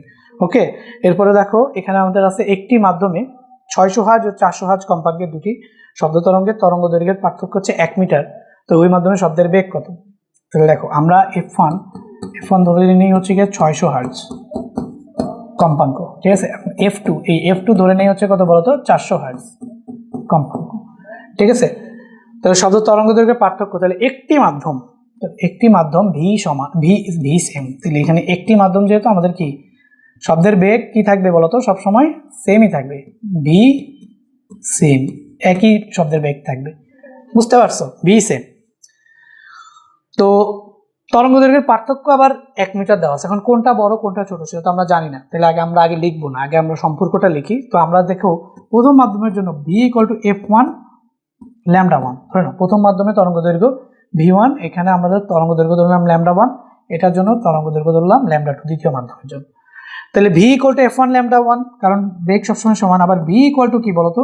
F2 λ2, ভাইয়া বেগ তো একই মাধ্যম, যেহেতু বেগ দুইটার ক্ষেত্রেই কি সমান হবে, তাহলে v equal to F1 λ1, v equal to কি F2 λ2। আমরা বলছি যে একই মাধ্যমে বেগ সমান, ভিন্ন মাধ্যমে কম্পাঙ্ক সমান, তাই না? এটা লিখে রাখতে পারো, একই মাধ্যমে বেগ সমান, ভিন্ন মাধ্যমে কম্পাঙ্ক সমান, তো মাধ্যমে একই, বেগ দুইটা সমান, তাহলে দুইটাই যদি ভি হয় তাহলে তুমি এখানে লিখতে পারো ভাইয়া F1 λ1 ইকুয়াল টু হচ্ছে গিয়ে কি F2 λ2। সো এখন আমরা চাইলে এখানে F2 বাই F1 ফরম্যাট আনতে চাইলে, তাহলে আমরা যদি এখানে লিখি যে F2 বাই F1, তাহলে কি lambda 1 by lambda 2, lambda 1 by lambda 2, দেখো আর গুণন করবে আগেরটাই ফিরে আসবে, f2 lambda 2 equal to f1 lambda 1, বুঝতে পারছো? এরকম আর কি। তো f2 বাই f1 এখন ল্যামডা 2 বাই ল্যামডা 1, এখন আমরা এই ল্যামডা 2 বাই ল্যামডা 1 কে শুরুতে রাখলে ভালো হতো, সেটাই করি, ল্যামডা 2 বাই ল্যামডা 1 কে শুরুতে রাখি, আর ল্যামডা 1 বাই ল্যামডা 2 ও রাখতে পারি। তো আমরা এখানে ল্যামডা 2 বাই ল্যামডা 1 রাখলাম, সমান সমান হচ্ছে আমাদের f1 বাই f2, এভাবে রাখি। দেখো এই যে আর গুণন করলে আবার আগেরটা ফিরে আসে। তো f1 আমাদের কত 600, তো f1 আমরা এখানে বসাবো 600, f2 আমাদের কত, f2 হচ্ছে আমাদের 400, তাহলে f2 আমরা বসাবো 400, এটা কাটা এটা কাটা, তাহলে এখানে আসবে হচ্ছে 3/2, ঠিক আছে? তাহলে এখানে তুমি পাইতেছো ল্যামডা 2 ইকুয়াল টু হচ্ছে 3/2 ল্যামডা 1, এখন 3/2 মানে কত 1.5, তাহলে ল্যামডা 2 হচ্ছে ল্যামডা 1 এর 1.5 গুণ, তাহলে বড় কি ল্যামডা 2, তাহলে এখন আমরা পার্থক্যটা নিব, বড় যেহেতু ল্যামডা 2, এখন আমরা পার্থক্য নিব, বুঝতেছো? এখানে আমরা আগে অনুপাতটা করে দেখলাম যে কে বড়, তো এখন যেহেতু অনুপাতটা আমাদের হাতে চলে আসছে, আমরা দেখলাম ল্যামডা 2 হচ্ছে ল্যামডা 1 এর 3/2 গুণ, তাহলে আমরা এখান থেকে আমরা লিখতে পারি যে ডেল ল্যামডা বা হচ্ছে এই যে ল্যামডা 2 মাইনাস ল্যামডা 1 এই তরঙ্গ দৈর্ঘ্যের যে পার্থক্য সেটা কত 1। আচ্ছা, আরেকভাবে বোঝা যায় যে দেখো প্রথম মাধ্যমে যেহেতু কম্পাঙ্ক বেশি, তাহলে কম্পাঙ্কের সাথে তরঙ্গ দৈর্ঘ্যের সম্পর্ক ব্যস্তানুপাতিক, প্রথম মাধ্যমে কম্পাঙ্ক বেশি হলে প্রথম মাধ্যমে তরঙ্গ দৈর্ঘ্য কি হবে, কম হবে, দ্বিতীয় মাধ্যমে কম্পাঙ্ক কম, দ্বিতীয় মাধ্যমে তরঙ্গ দৈর্ঘ্য বেশি, যেহেতু ভি কনস্ট্যান্ট। সেক্ষেত্রেও তুমি শর্টকাটেও এটা বুঝতে পারো যে ল্যামডা 2 মাইনাস ল্যামডা 1, ঠিক আছে? আমি তোমাকে প্রুফ করে দেখালাম আর শর্টকাটে কিভাবে মনে রাখবো সেটাও বললাম। তো ভাই এখন ল্যামডা 2 মানে হচ্ছে 1.5 ল্যামডা 1 মাইনাস এখানে থাকবে কত ল্যামডা 1 সমান সমান কত 1, 3/2 মানে 1.5 না, তো ল্যামডা 2 হচ্ছে 3/2, মানে হচ্ছে আমরা এখানে চাইলে লিখতে পারি সুতরাং এই যে ল্যামডা 2 মানে হচ্ছে 1.5 ল্যামডা 1, তো ল্যামডা 2 এর জায়গায় 1.5 ল্যামডা 1 বসাই দিলাম মাইনাস ল্যামডা 1, তো এখান থেকে তুমি যদি মাইনাস করো তাহলে 0.5 ল্যামডা 1 থাকবে সমান সমান হচ্ছে 1। তো ভাইয়া সুতরাং ল্যামডা 1/0.5 করলে তুমি পাবা হচ্ছে কত বলো তো 2, সুতরাং ল্যামডা 1 সমান সমান কত বলো তো 2। এখন ভি তো দুইটার জন্যই সেম, তাহলে ভি ইকুয়াল টু তুমি f1 ল্যামডা 1 ফেলে দাও, f1 ল্যামডা 1, তাহলে f1 কত 600, তো f1 হচ্ছে আমাদের কত বলো 600, f1 হচ্ছে 600, তো ল্যামডা 1 কত, ল্যামডা 1 হচ্ছে 2, তাহলে কত আসবে 1200, তো এই 1200 কে আবার লেখা যায় 1.2 × 10⁻3, ঠিক আছে? 1.2 × 10⁻3 মিটার পার সেকেন্ড, তো এই 1.2 × 10⁻3 মিটার পার সেকেন্ড মোটামুটি বড়ই আসছে ম্যাথটা, বড় করে করলাম। শর্ট কোয়েশ্চেনেও যদি আসে তাও এইভাবে করতে পারবা, এমসিকিউতে এইভাবে করলেই। এবার দেখো 36 নম্বর প্রশ্নটা কি বলছে, বাতাসের শব্দের বেগ, তাহলে ভি ইজ প্রপোর্শনাল টু কি √t, আবার ভি ইজ প্রপোর্শনাল টু কি 1/ρ। তো বাতাসের তাপমাত্রার বর্গের সমানুপাতিক, তাপমাত্রার বর্গমূলের সমানুপাতিক, এটা বলছে বর্গের সমানুপাতিক, এটা তো হবে না। তো বাতাসের চাপের উপর নির্ভর করে বাতাসের ঘনত্বের বর্গমূলের ব্যস্তানুপাতিক, তাহলে এটা 1 নাম্বার যেহেতু হয় না, 2 নাম্বার আর 3 নাম্বার একটা আনসার, তাই না? এটা কিন্তু বর্গের সমানুপাতিক বলছে, বাট তাপমাত্রার এটা কিন্তু বর্গমূল, এটা বর্গ না, এটা কি বলতো বর্গমূল। অনেকে এই বর্গ দেখেই দাগায় দিয়ে চলে আসবে, বাট এটা তো বর্গমূল, তাপমাত্রার বর্গের সমানুপাতিক না, এটা কি বর্গমূলের সমানুপাতিক, বুঝছো? তো এটা অপশনটা কারেক্ট হবে না, 2 আর 3 আমাদের কারেক্ট আনসার। ত্রিমাত্রিক সিসমিক সার্ভেতে প্রতিফলিত তরঙ্গকে কিসের সাহায্যে ধারণ করা হয়, এই যে জিওফোনের সাহায্যে, এটা আমরা সংক্ষিপ্ত প্রশ্ন দেখে আসছি। এবার দেখো 38 নম্বরটা বলছে বাতাসের প্রবাহ দিয়ে তৈরি বাদ্যযন্ত্র কোনটা, হারমোনিয়াম, তো সাথে এটার পাশে আরেকটা লিখে নাও, সেটা হচ্ছে বাঁশি, এটা আসে ভালোই আসে, ঠিক আছে? তাহলে বাতাসের প্রবাহ মানে বাতাস দিয়ে যে বাদ্যযন্ত্র তৈরি করা হয়, তাহলে সেটা কি কি, হারমোনিয়াম এবং বাঁশি, এই দুটো। এবার দেখো যে মেয়েদের কোমল কণ্ঠের জন্য কোনটি দায়ী, ভোকাল কর্ড, ঠিক আছে? ভোকাল কর্ডের উপরই ডিপেন্ড করে যে আমাদের এই যেখানে গলায় যে ভোকাল কর্ড থাকে না, এটার উপর ডিপেন্ড করে শব্দ মোটা হবে, তীক্ষ্ণ হবে না কি হবে, তো ভোকাল কর্ড। এবার দেখো শব্দের তীব্রতার একক, শব্দের তীব্রতা আই ইকুয়াল টু হচ্ছে আমাদের যে আমরা দেখছি সেটা হচ্ছে W/A, তাহলে এটা ওয়াট পার মিটার স্কোয়ার হওয়ার কথা, ওয়াট পার মিটার স্কোয়ার, তাই না? কারণ কি এই যে তীব্রতার একক হচ্ছে ওয়াট এবং ক্ষেত্রফলের একক হচ্ছে মিটার স্কোয়ার। এখন ওয়াট আবার কি বলতো, ওয়াট আবার হচ্ছে joule per second per metre square, ঠিক আছে? তো এই যে joule per second per metre square কোনটা, এটা তীব্রতার একটা একক কিন্তু এটা, আরেকটা একক কিন্তু ওইটাকে ভেঙে এটা আসে, আর তীব্রতার সূত্র হচ্ছে এটা। বুঝতেছ? ঠিক আছে, এবার দেখো 41 নাম্বারটা আমাদের কি বলছে, শব্দের তীব্রতা 16 গুণ হলে, তীব্রতা কত বলতেছো, আই কে করতেছো হচ্ছে 16 গুণ, তাহলে তরঙ্গকে কি করতে হবে, তাহলে রুট করে দাও 16কে শর্টকাটে, তাহলে 4, তরঙ্গের বিস্তার কত গুণ করতে হবে, 4 গুণ, তাহলে কত গুণ হবে, হ্যাঁ বাড়াতে বলে না, কিন্তু বাড়াইতে বললো যে শর্ট কোশ্চেনে যেভাবে করেছে এভাবে। এটা গেল। এরপর এখানে আমাদের বলছে শব্দের বিস্তার 4 গুণ হলে তীব্রতা কত গুণ, তাহলে বিস্তার এবার কত গুণ করছো বলো, 4 গুণ, তাহলে বিস্তার 4 গুণ হলে তীব্রতা 4 এর স্কোয়ার মানে a স্কোয়ার, জাস্ট 4 স্কোয়ার মানে 16 গুণ, 16 গুণ শর্টকাট, এমসিকিউর জন্য জাস্ট এটা স্কোয়ার করে দিবে, এটাই হবে, তীব্রতা কত গুণ হবে, 16 গুণ। ঠিক আছে, তো এরই সাথে আমাদের এমসিকিউ প্রশ্নগুলো আজকে শেষ হইলো। তো যেটা বলছিলাম, যারা এই ক্লাসটা করছো মনোযোগ দিয়ে, তোমরা তো আমার নিয়মিত স্টুডেন্ট, তোমরা একটু শুনে রাখো, ডাউট সলভিং ক্লাসটা একটু লেট হইতে পারে, কারণ ভাইয়া ব্যস্ততার কারণে তোমরা তো জানো যে কেউ কোর্সেও ভর্তি টর্তি তেমন একটা হচ্ছে না, যার কারণে ভাইয়ার কিন্তু ফিনান্সিয়াল সাপোর্টটা পাচ্ছি না, যে ক্ষেত্রে কাজগুলো করানোর জন্য সব এফোর্ট নিজের দেওয়া লাগে। ঠিক আছে, তো সেই ক্ষেত্রে একটু সময় মাঝে মাঝে টাইমটা মেনটেন করা একটু কষ্টসাধ্য হয়ে যায়, তারপরেও চেষ্টা করি একদম রাইট টাইমে ক্লাস দেওয়ার। তো ডাউট সলভিং ক্লাসটা একটুখানি লেট হলেও হতে পারে। ঠিক আছে, যেহেতু অনেকগুলো প্রশ্ন দিচ্ছ তোমরা, প্রায় 19টার মতো সৃজনশীল আমার সলভ করে দিতে হবে, সেই ক্ষেত্রে ডাউট সলভিং ক্লাসটা একটু লেট হলেও হতে পারে। তো আশা করি তোমরা এটা কোঅপারেটিভভাবেই দেখবা। ঠিক আছে, তো এই কোর্সগুলোতে আগেই বলছি, যারা যুক্ত হতে চাও ফ্রি অথবা পেইড ব্যাচে জয়েন করো 01518996577 এই নাম্বারে, তাহলেই হয়ে যাবে। নিয়মিত ক্লাস করো, খুব ভালো একটা রেজাল্ট তোমাদের প্রত্যাশা করতেছি, এবং সবার জন্য দোয়া ও ভালোবাসা। ভিডিওটা শেষে কিন্তু একটা কমেন্ট করে যেতে ভুলবা না ক্লাসটা কেমন লাগলো সেই বিষয়ে। তো দেখা হবে পরবর্তী ভিডিওতে, ততক্ষণ পর্যন্ত সবাই ভালো থাকো, আল্লাহ হাফেজ।